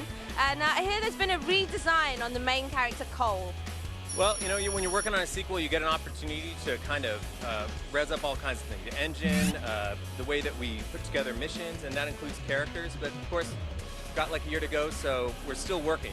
My personal kind of quote is, 5th time's a charm, because we're all about iteration at Sucker Punch, so every aspect of the game gets better. And here he's got some new powers. Can you tell us about those? Oh yes, yes. Cole's abilities continue to grow. He starts out the game as a superhero, and he kind of just goes up from there, becoming a superhero. And you've also got a new setting, which is the old one was in like a New Yorky kind of place, and the new one's set in the South. So tell us about that. The new game takes place in a city called New Marais, which is sort of based on a lot of cities in the American South, but particularly New Orleans. My father grew up there, and he would tell me stories when I was a kid about these really weird things, like the alligators in the swamp, these creepy old buildings, and people running nuts at Mardi Gras. So it's like the perfect place to put a superhero story. And it's due for a release next year. So do you know which quarter or? That is a tightly guarded secret, which I'm sure you could fish out of me. Okay. When is it out? All right, I'm joking. You can't. Okay. Thanks very much. Wow. We have seen a ton of games today. Yes. You know, on the stage, right here on our floor, at the press conferences. So I want to go down the line. Kevin, what did you like?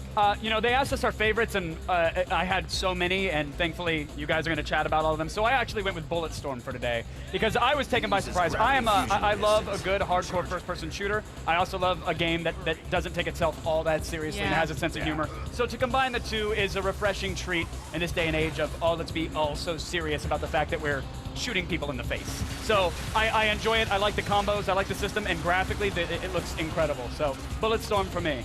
No, I definitely agree. Bulletstorm did have an incredible showing. I think it got a lot of people excited about it. I am going to pick Star Wars The Old Republic because... What were the odds? What were the odds? It's crazy, right? No one would have guessed it. I do love an MMO. They put a lot of thought into making, you know, the different character classes really fit in and feel like they belong in the Star Wars universe, whether you're a healer or a tank or anything like that. So that got me very excited. It's fully voiced. I can't even tell you guys how much that is going to change the MMO experience. That's my choice. I mean, the fact is, I'm going to play it. That says something if Adam plays an MMO. Well, what's yours, Adam? Mine is a quirky choice, but probably not surprising. Epic Mickey. I've been very excited about this game. As someone who kind of grew up obsessed with animation and all that type of stuff, and I've known over the years, as I've known Warren Spector, he has the same problem that I do, and this clearly is a game that was made with some crazy person like me in mind. It's just, and you can tell Warren Spector is really into this idea. And that while it might look like it's simplistic gameplay on the surface, all you got to do is just be with it for a little bit, and like the rich, deep character, all that kind of weird Deus Ex stuff. No, it's still there. And there's so many different ways to play that game too, which keeps it fresh and interesting. But what about you, Miss Mon? What did you see? Oh, this is so embarrassing because I can't remember the name, but it was the one where you knocked the Asian girl off your TV show. No, that wasn't a game. That was a promo that we did. Off. You're like, no Asian. That was a promo that we did. That's my favorite game. That's not a Wii game. That was my favorite game. I like that game for the PSP. You spent a lot of time with Twisted Metal. Did you enjoy that? Twisted Metal was really. It's really exciting to finally see it come back around, and the fact that with the PS3 they could do so many more things with it. It's exciting to see that everyone got to play it and really loved it. I think we're seeing, Jaffe's experiment, which was a phenomenal game, Calling All Cars. Yes. I can see aspects of it in Twisted Metal, which it was such a phenomenal arcade game to have it at this scope and at this size. I mean, it's going to be an absolute winner. Yeah, no, the game looks amazing, and of course it's Jaffe, so we all love that. Yeah. It's a shame we couldn't mention the 50,000 other games here that were amazing, but that is it, folks. That is it for today. G4's coverage of E3 is just beginning. Tonight. E3 2010 Live continues tonight with a special live edition of G4TV.com's Feedback at 9:30 p.m. And the action continues tomorrow and Thursday at 6 p.m. as we roll out more exclusive hands-on demos, interviews, and all the breaking headlines. You do not go anywhere right now. It is time for the premiere of It's Effin' Science. Thank you guys for watching. Thank you, everyone. Good night.